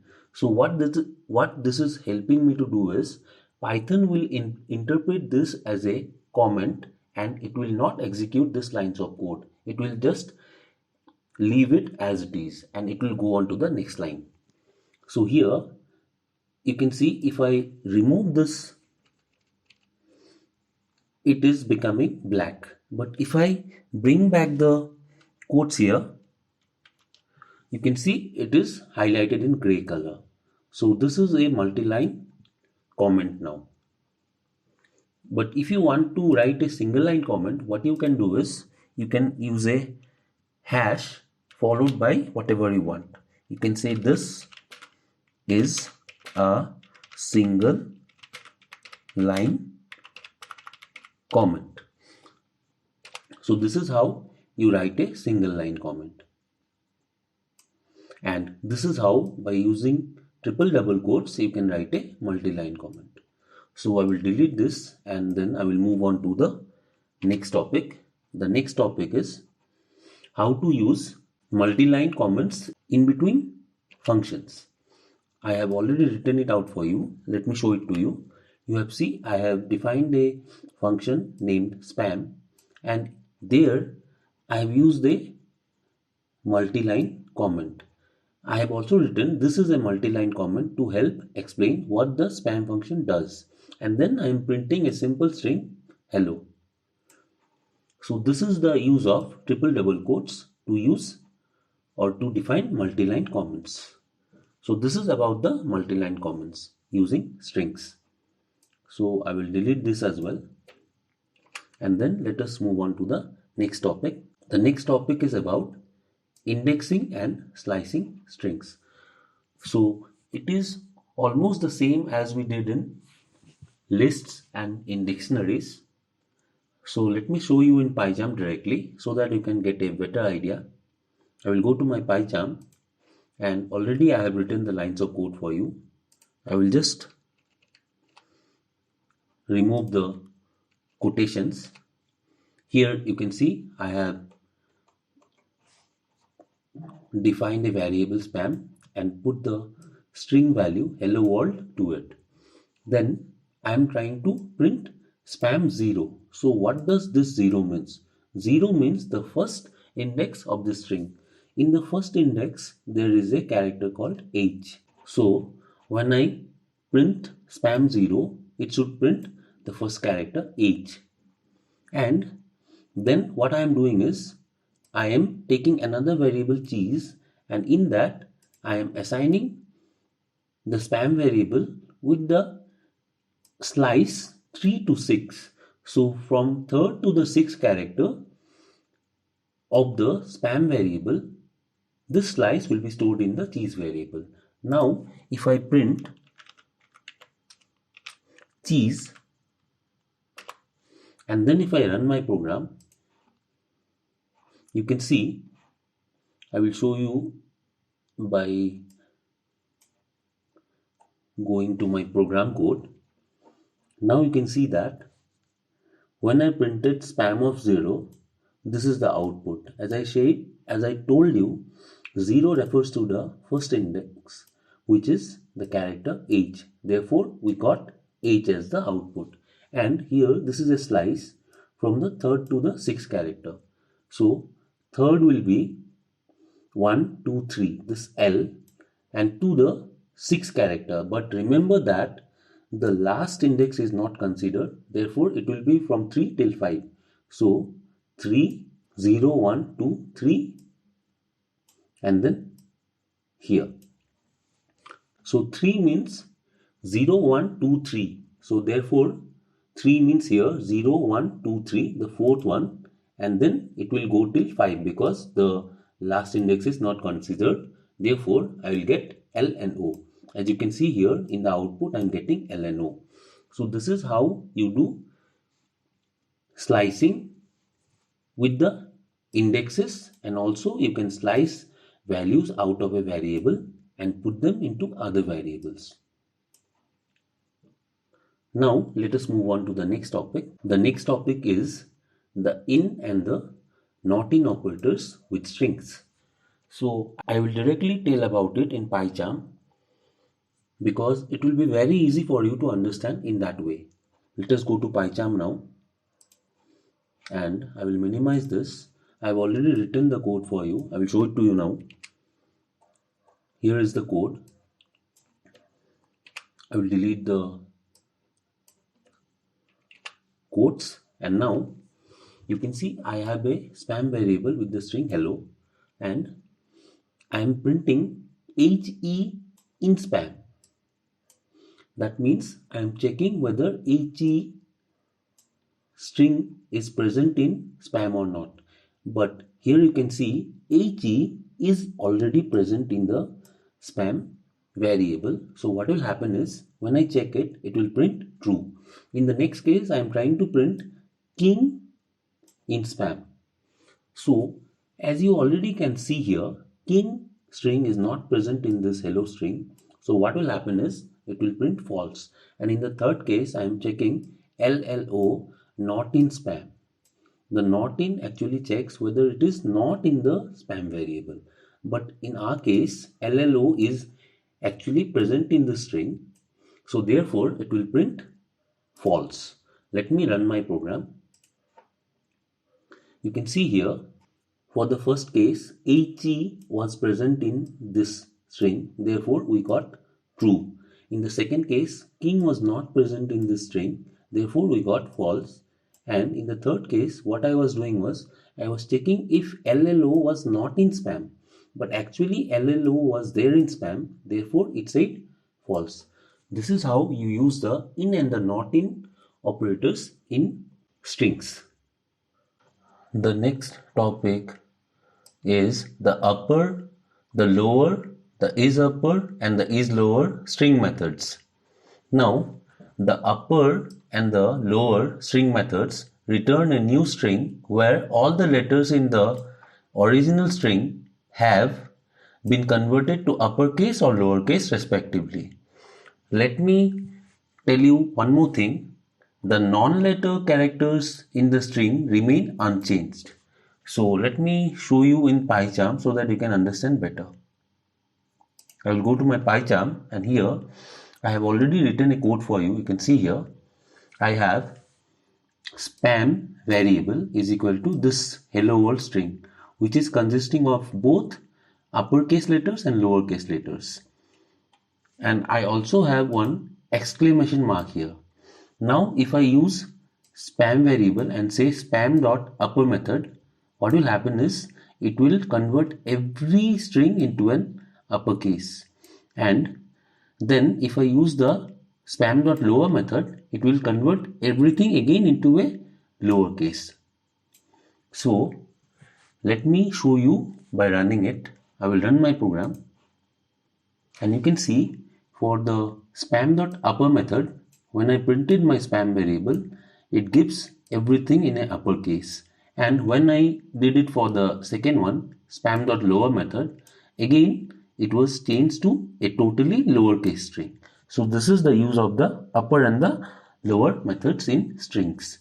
Now I want to tell you where you can use this upper and lower methods. When you are dealing with case sensitive strings, then you can use the upper and lower case to verify the strings.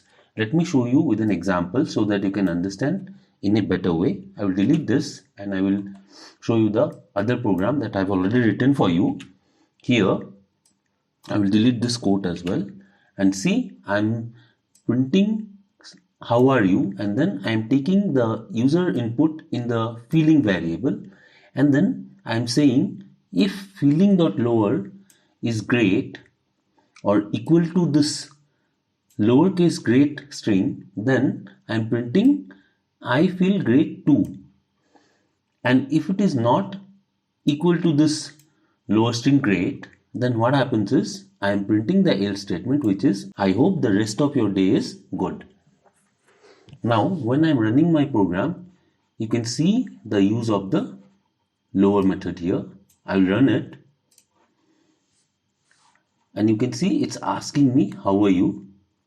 So I will say great in a different way. I will write GR capital and then I will write EAT in small letters.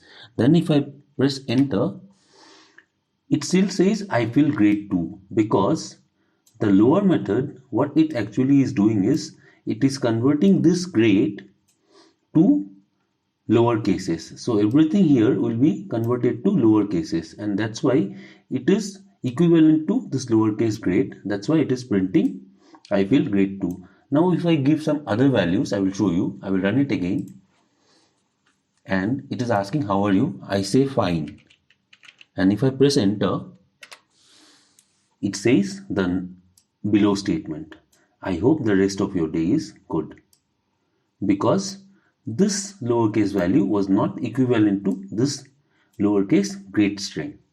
So this is about the use of the upper and the lower cases, where you have to deal with case sensitive string data.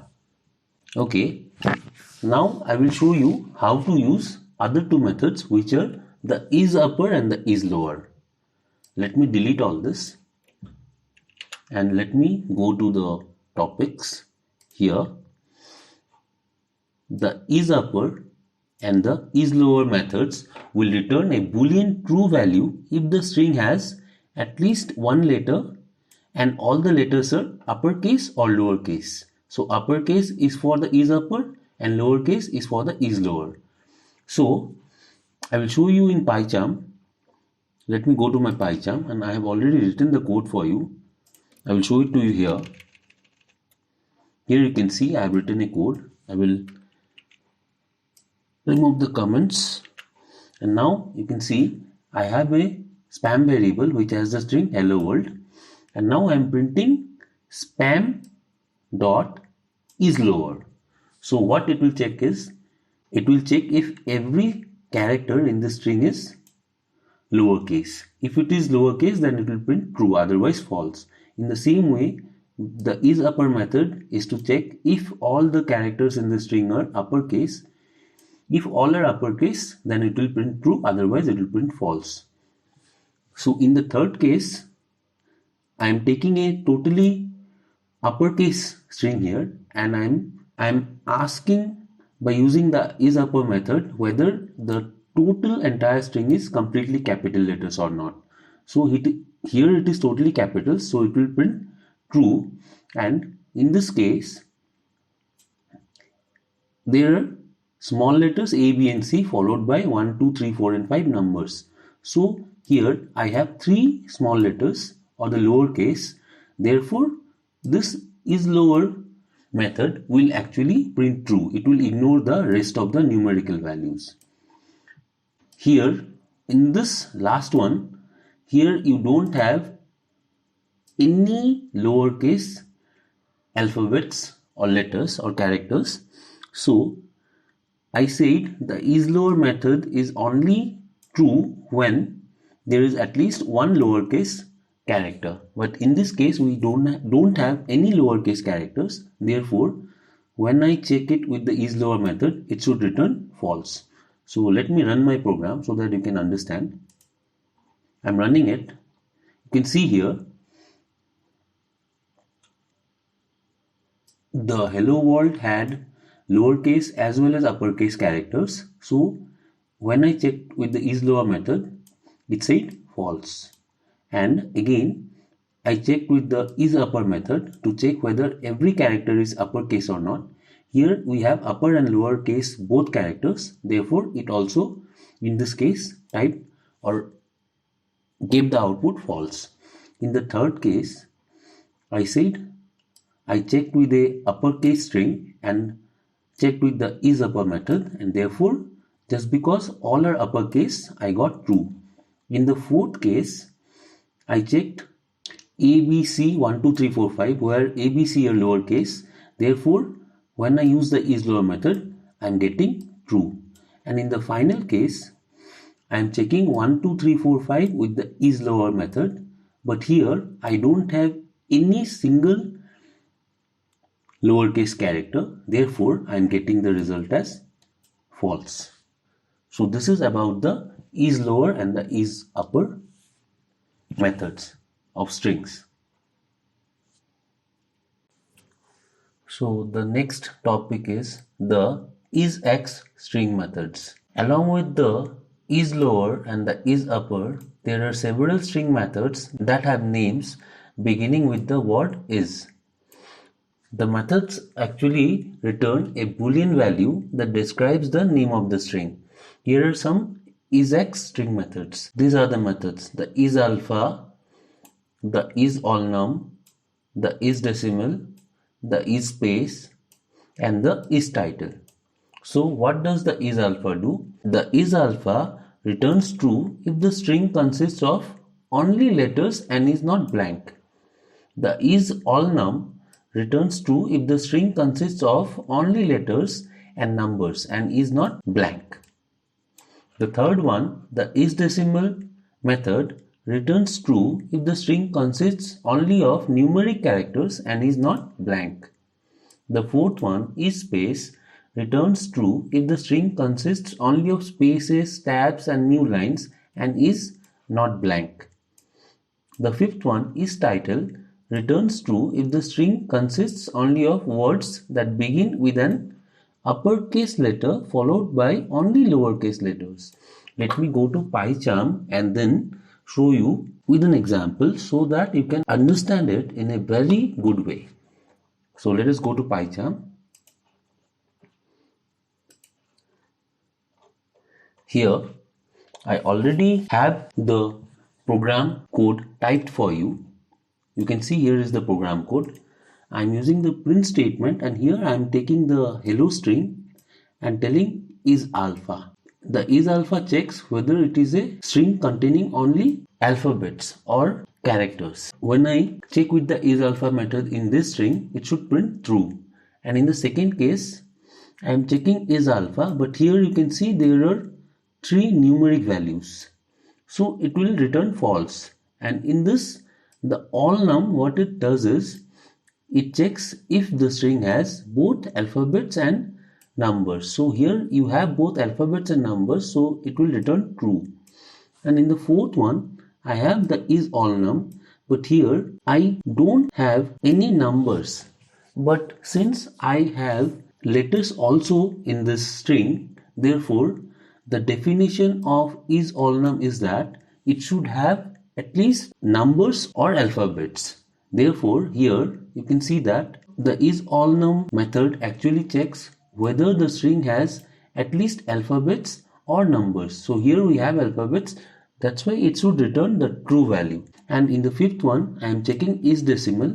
Is decimal returns true when the string value is totally numeric. So here it is numeric, it should return true. In the is space method, it checks whether it has tabs, new lines or spaces. Here you can see there are spaces, so it should return true. And in title case, each word should be beginning with a uppercase followed by lower cases. You can see each word begins with upper cases and it is followed by lower cases. So it is called the title case. So when I check this, it should return true. But in this case also, I am using the is title method. Here, this is beginning with uppercase and ending with lower cases. This is beginning with uppercase and ending with lower cases. This is beginning with uppercase and ending with lower cases. Similarly, this is also the same. Here it is 1, 2, 3. Here it will be ignored, and here also it will print or give the output true. In this case here, when I am using the is title method, here this string does not have beginning capital letters or the upper cases. So this should return false. And here you can see this is not a title case because here these 3 are all capital letters. So when I run this, you can check. I will show you from the first 5. Here is alpha. Here all are alphabets. Therefore it is true. Here it has alphabets and numeric values, so it is true. Here I will show you from the first 5. Let's see. Here in the first one all are alphabets, so it's true. In the second one I have numbers and alphabets, so when I am checking with is alpha, it is returning false because here are numbers. Here I have all num and here I have numbers and alphabets, so I am getting true. In this case I am checking is all num and here I have at least some alphabets, that's why it is printing true. And in the fifth case I have numbers and I am checking with the is decimal method, therefore I am getting true because it has numbers. And I will show you the last 5 now. So here you can see it has space and I am using the is space method, therefore I am getting it as true here. And in this case, just because it is a title case, the beginning letters of each word are capital and followed by lower cases. Therefore, when I use the is title method, I am getting true. In this case, I have the similar thing which I had above but followed by some numbers. So this will be ignored and the is title method will return true. Here you can see it is true. And in the second last one, this is not title case I have written here, and this not is not beginning with a capital letter. So when I use the is title method, this will return false. And for the last one, here you can see I have this word with all capital letters. Therefore, when I use the is title method, this will return false. So this is about the is-ex methods. Now I will show you an example or a program code so that you can understand the interesting aspect of this thing. I will delete this and then I am going to my program. I have already written it for you. I will just remove the quotes and then I will explain you line by line. So here this is an infinite while loop because I have used the true data type. Here I am asking the user to print the age, and here I am taking the user input and then I am checking the user input of the age if it is decimal. Is decimal means only if the user inputs number values, then it will go out of this loop. Otherwise, it will keep on printing enter your age.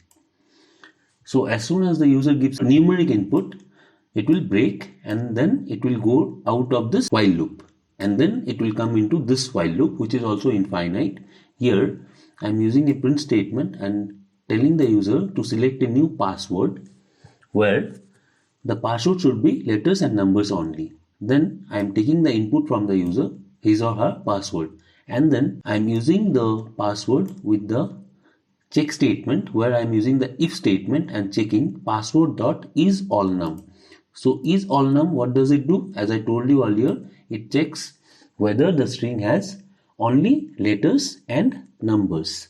So if the user inputs letters and numbers, then it will break this while loop and it will go out. Otherwise, if the user does not provide letters and numbers, then it will print this statement, which is passwords can only have letters and numbers. So now I will run this program for you and I will show you the output. Here, when I am running it, you are getting this prompt, enter your age. I will give the age to be say TWO. This is not a numeric value. Therefore, when I enter, it again says, please enter a number for your age. Again, it is continuing into the while loop. I will tell a number, say 9. Then if I press enter, it is asking for a new password, letters and numbers only.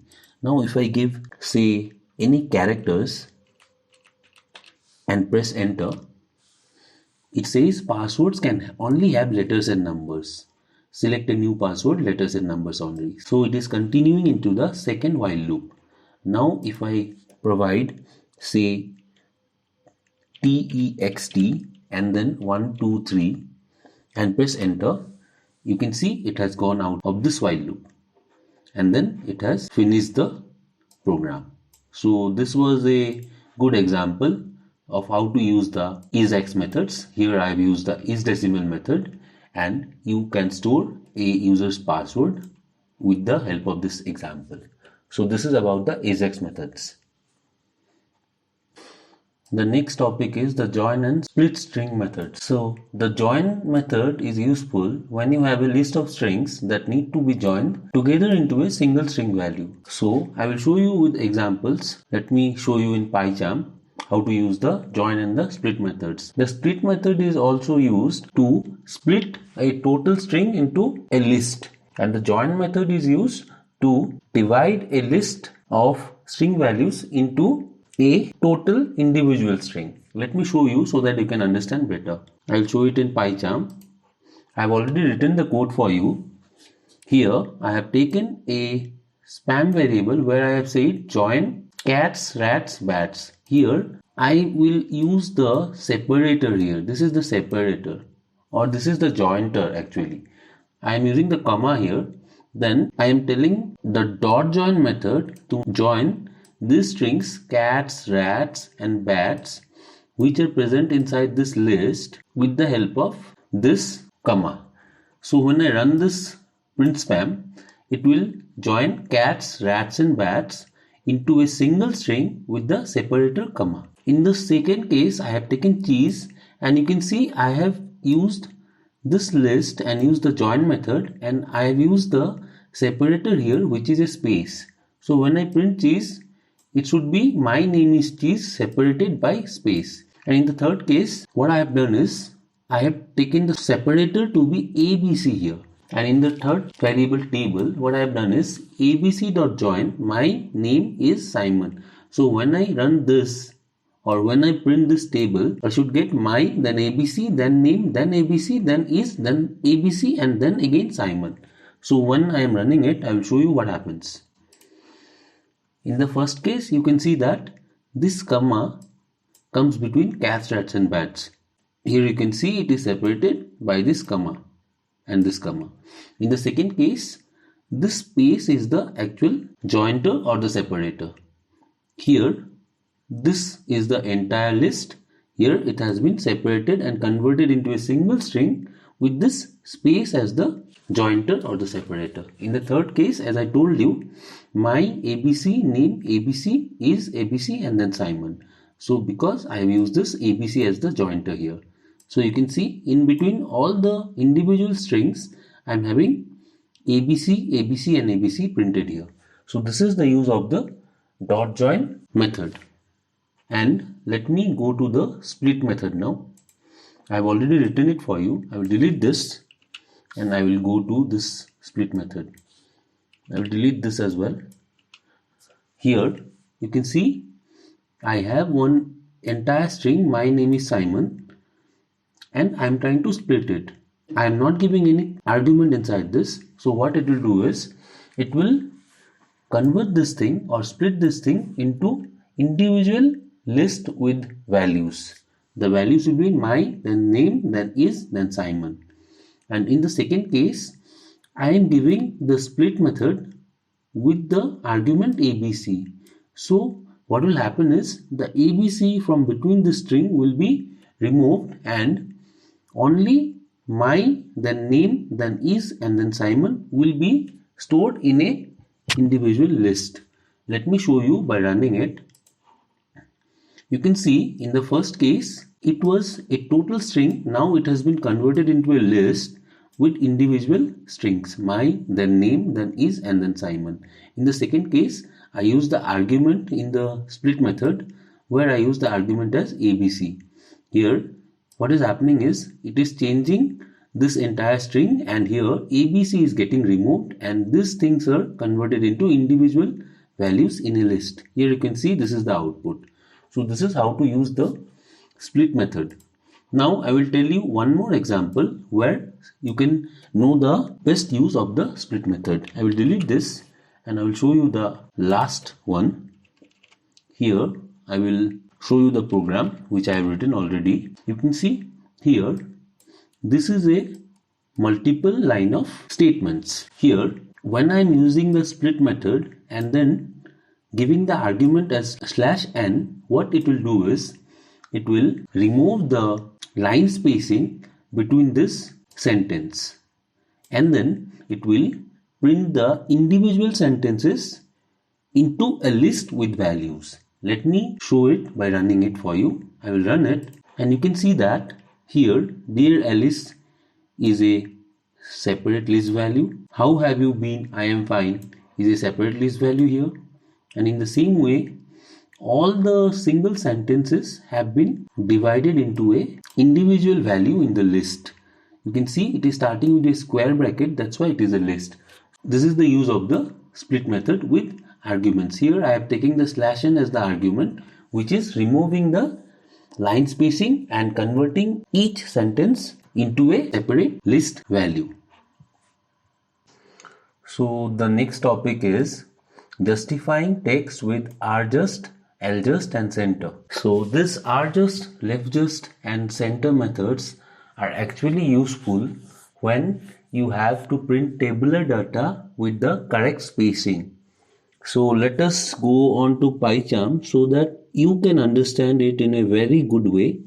I will show you with examples. I am going to my PyCharm. Here I have already written down the code for you. You can see print hello.rjust, and this is the length.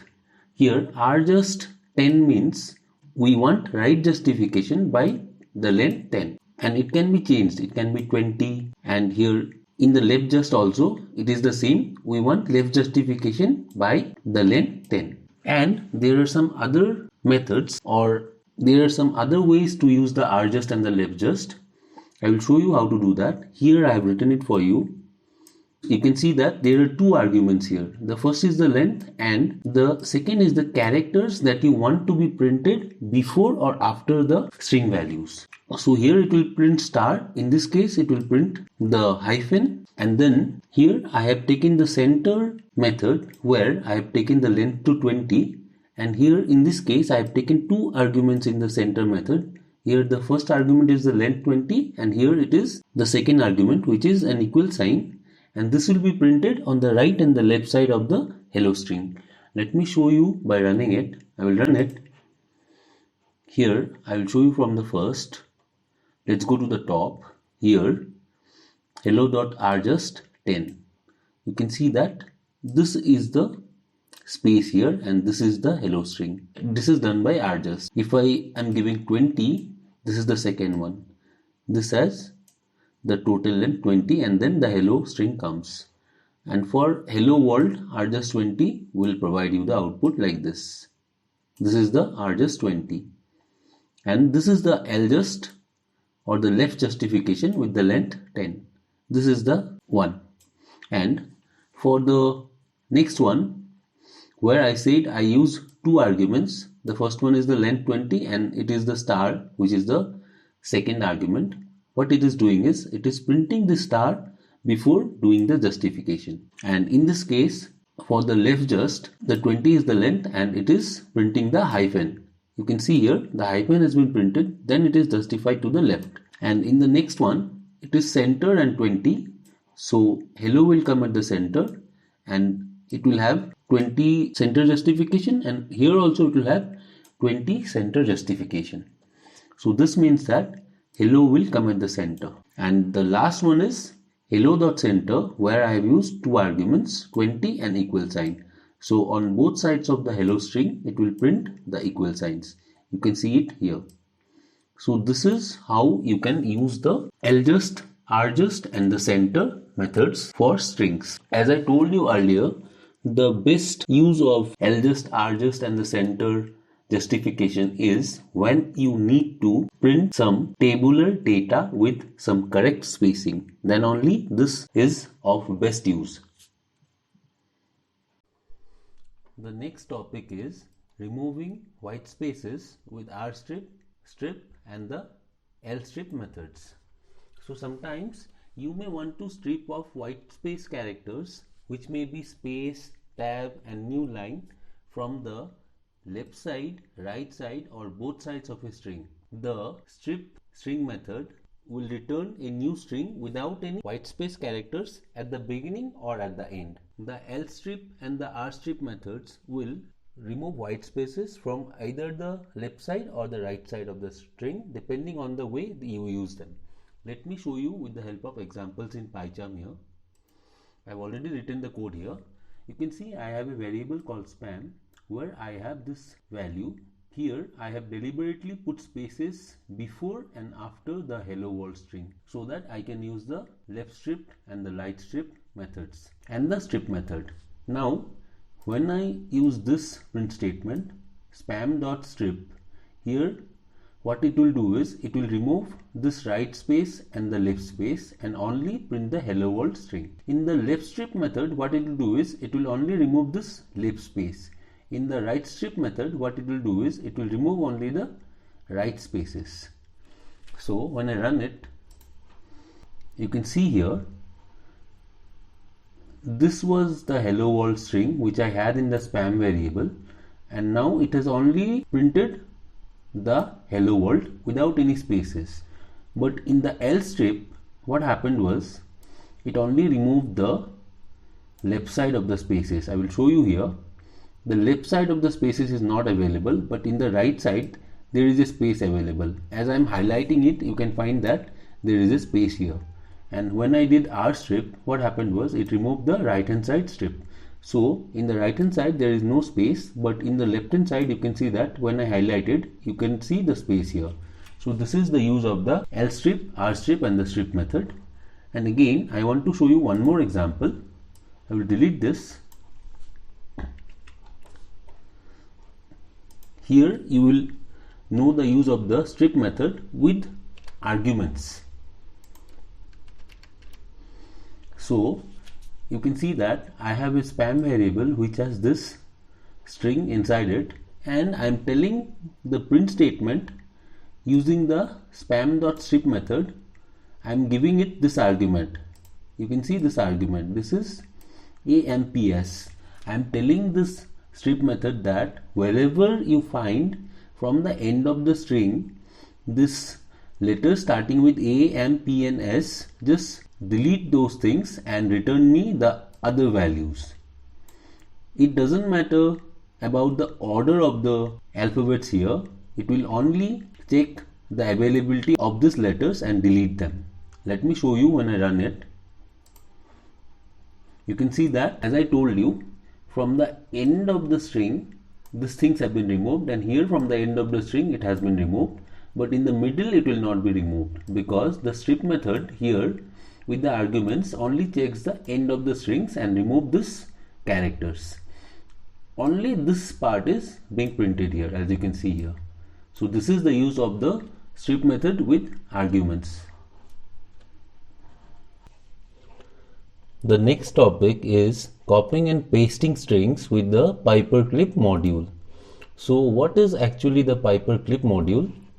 The paperclip module has copy and paste functions that can send text to and receive text from your computer's clipboard.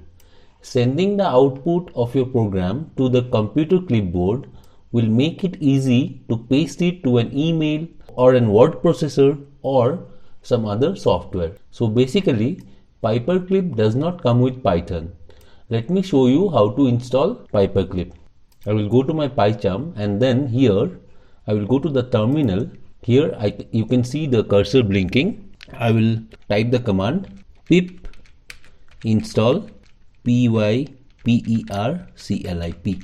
paperclip and press enter, and it will take some time.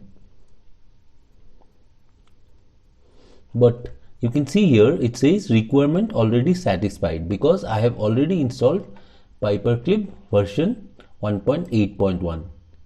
So this is a package or a module. So to import it, I will use the import statement and then I will import paperclip. You can see when I write pyp, it already says paperclip is existing. So I will press enter, and then because I am not using this module, it is not highlighted. But as soon as I start using it, it will get highlighted. You will see that later. Now let me use the paperclip module. I will type paperclip dot copy, and I will use this copy method, and in the brackets I will use the string. You can type anything here, it will be copied to your clipboard. So I will type hello world. So how to check if the hello world string has been copied to your clipboard or not? For that I will use the print statement, and then I will write paperclip dot paste followed by brackets. So here let me run it. I will show what will happen. I'm running it. You can see, first of all, I copied this hello world string to the clipboard of my computer, and then when I ran this code paperclip.paste with the brackets and printed it, you can see hello world has been printed here. So it means that paperclip copied the hello world string to my clipboard, and then again when I was trying to access it, it said hello world. So this is how you can copy data to your clipboard, and you can again use it in other mails or any other softwares. This is about the paperclip method or the paperclip module. Now this is the output that you actually see in PyCharm. Here when I use the paperclip.copy, the paperclip.copy copied this hello world string to my clipboard, and then I use the print function to say paperclip.paste, and that's why when I run this I am getting this hello world here in PyCharm. But how do we assure that it has been actually copied to the clipboard? For that I will show you how to do that. I will just remove this line of code, and then I will run it again. I will minimize this thing and I will run my program again to show you how it works. Now I am importing the paperclip module, and then I am doing the paperclip.copy method. Here I am giving the string hello world. Now I will run it. You can see there is nothing here in my PyCharm, but when I open my notepad, here I will open my notepad, and then if I right click and paste, you can see hello world has been pasted here. How did this hello world come here? It came because I used the paperclip.copy to copy this hello world string to my clipboard. Here you can paste it to notepad, to Word document, to any other software you want. So this is a very good feature to use, so that you can save anything to the clipboard and paste it to any other softwares, any applications or any documents. So this is very handy.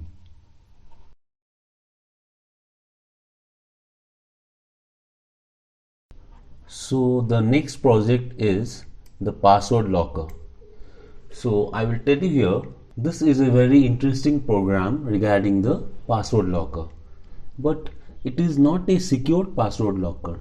This password locker actually stores some accounts and their passwords, and then if we have to memorize many passwords, it is very impossible for us to do that. Therefore, what this password locker project does is, it actually helps us to store a number of passwords into a program, and then whenever you want to access those passwords, you can run this file and you can access those passwords depending on the account, and then you can use them in any other email or any other software, etc. So let us start with this password locker project. I will tell you the steps in this. First step is to design and program the data structures. Now, first of all, we need to have a dictionary called passwords where you are saving the key values. The key values here will be like this: email, and this is maybe the password, blog, and this may be the password, and maybe this is some other information, luggage, where this is the password 12345. So in this way you can tell the passwords variable what you want to save as the keys and the values. Here I have saved email and this password, blog and this password, and then luggage and this password. Now the next step is to handle the command line arguments. How to do it now? What I have done is, I have used this sys module. Then if the user gives a value which is less than 2, then I will tell the user what actually is this program all about. Then I am printing the user's method of this program. I am saying you have to use this command, then only what you can do is you can copy account password into the clipboard and then you can access those things. So this is the actually command line, Python pw.py, then the account name, and then it will reflect here. Python is the command and pw.py is the name of the file, and then the account is related to this email or blog or luggage, and then you can copy the account password. This is how the file can be used. Then if the argument is less than 2 characters, then I am saying sys.exit. That means if the user is not giving the correct value from this dictionary, then I am exiting the program. Otherwise, if the user is giving the correct email or the blog or the luggage, then I will provide the password to the clipboard. This is what the function of this program is.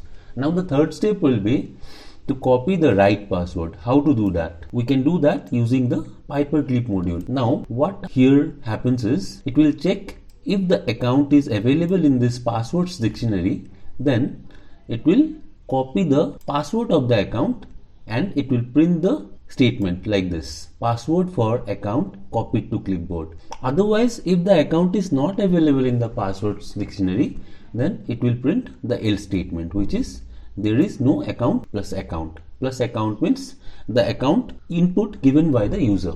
So now let me show you how to run this program. I will go to my PyCharm and here I have this program already written for you. Here this is the passwords variable having the dictionary with the keys and values. This is email and this is the password.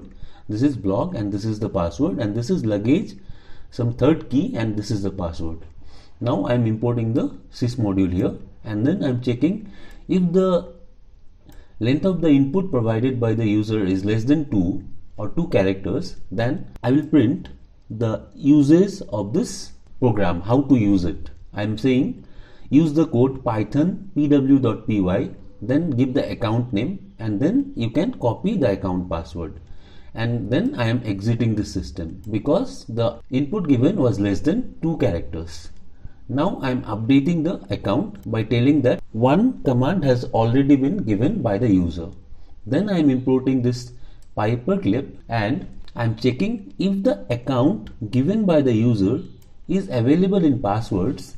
Then I am telling paperclip.copy. I am using the paperclip.copy method and I am copying the password to the clipboard. Then I am printing this statement: print password for the given account, they may be email, blog or luggage, has been copied to clipboard. Otherwise, if the account is not in passwords, then I am printing there is no account named the account provided by the user. So here I have named this file as pw.py. Now I have to show you some more things what you have to do before you can run this program.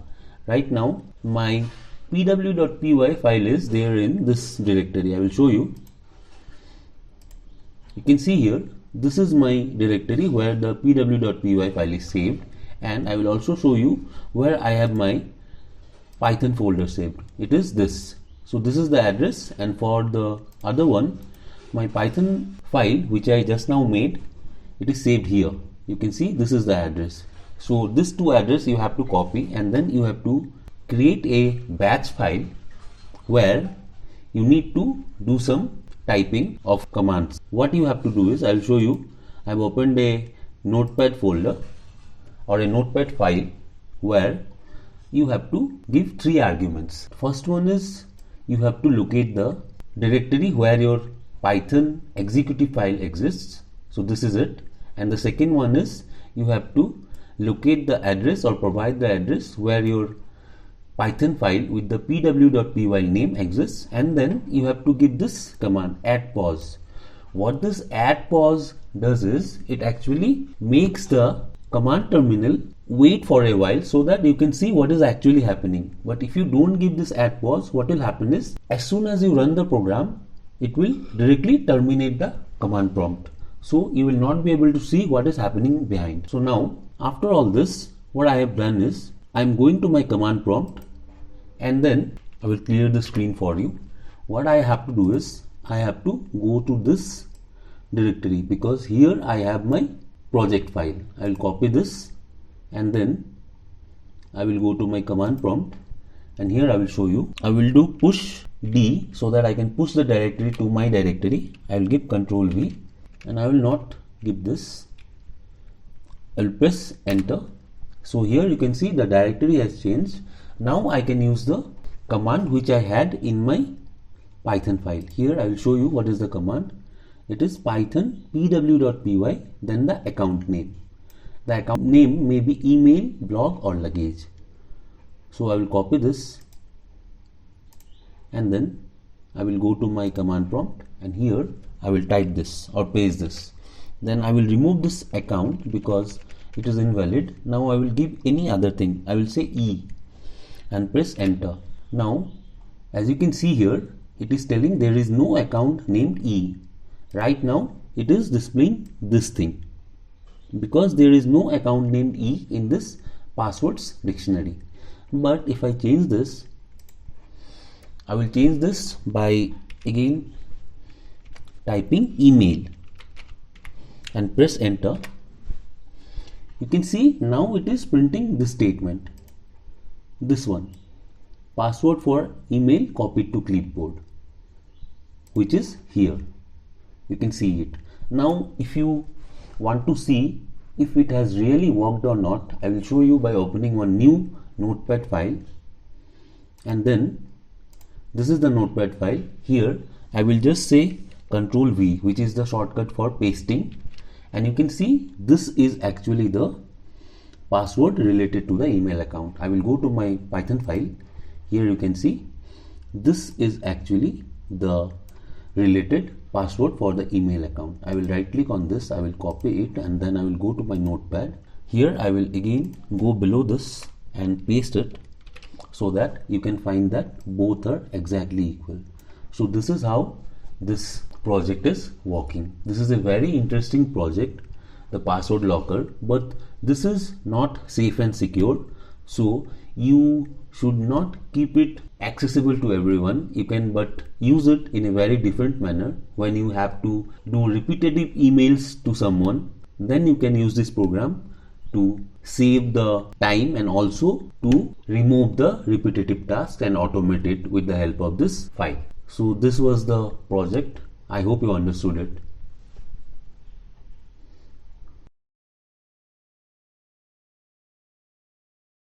Now let us move on to a new project where I will show you an example, which is adding bullets to Wiki markup.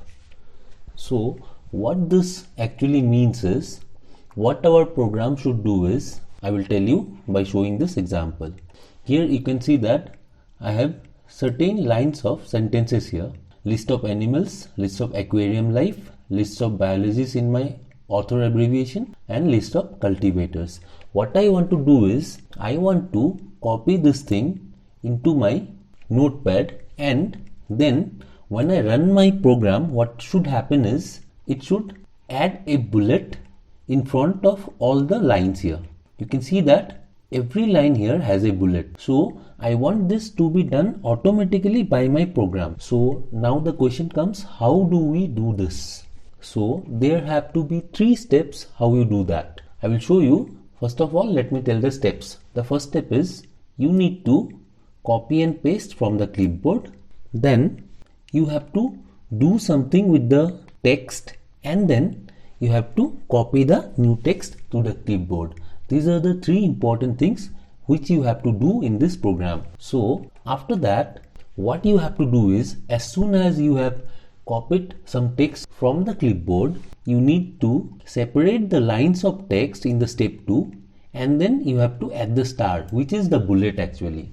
And after that, what you need to do is, then you have to join the modified lines, because in the program you have to remove the new line characters, and then after that again you have to join the modified lines so that you can show them in different lines. Let me show you in PyCharm how to do that. But first of all, what I will do is, I will go to the same list of animals, list of aquarium life, all the sentences and copy this, and then what I will do is I will open my notepad and I will copy this thing here and paste this thing here for you. So you see here, this text already has one bullet added before itself. So after running my program, what I need to do is, if I get one more bullet added, then I will say that my program is working correctly. So let me go to my PyCharm here. You can see that I have already written the program for you. What I am doing here is I am importing the paperclip module, and then I am taking a text variable where I am doing the paperclip.paste. What it does is it copies this text here from my notepad to this text variable. After that, what I am doing is I am taking a next variable which is lines, and I am splitting the new line characters. So what it will do is it will split the new lines, and everything here will be in a single line so that I can do the manipulations here. After that, what I am trying to do is I am taking a for loop and I am taking the I variable which will be getting into the range of the length of lines variable, and what it will do is it will add a star in front of every single line or sentence. This simple line of code where lines I, this is the loop variable, will do what? It will add a star. You can see here I have used the quotes to define the star, and it will add a star to each string in the lines list. And then what I will do is I have to again make the sentence look like it comes one after another in a next line. So again I have to use the /n character. I have to use the join method in the lines. So what will happen is every sentence will come in a new line. After setting a new line in the text variable, now what happens is I am doing the paperclip.copy, and it will copy this text to my clipboard. Now when I print paperclip.paste, what happens is it will print the new sentence with 2 bullets in my console, and it will also print the same thing to the notepad. I will show you and I will prove that it is true. Let me run my program. You can see that earlier it had single lines, or actually single bullets. Now it has 2 bullets in front of every line. So this is what it is doing actually. And I will show you the notepad also so that you believe that it has been changed. I am showing my notepad, and now if I paste it here, you can see that 2 bullets have been added because of the program. So this is how it is done. With this you can take any text from the clipboard and manipulate it and change it according to your wish by using the paperclip module. This was an example where I showed how to add bullets to the start of each line of the text copied from a clipboard. This was a sample example program. So this is all about this video, guys. Thanks for watching. Hope you like the video, and if you like it, then tell us in the comment section below. If you have any doubts, then post them in the comment section. I will definitely try to clear those doubts. Also, like, share and subscribe to our channel Coders Arcade, and press the bell icon so that you will get a notification when we post a new video. Thank you. Happy learning.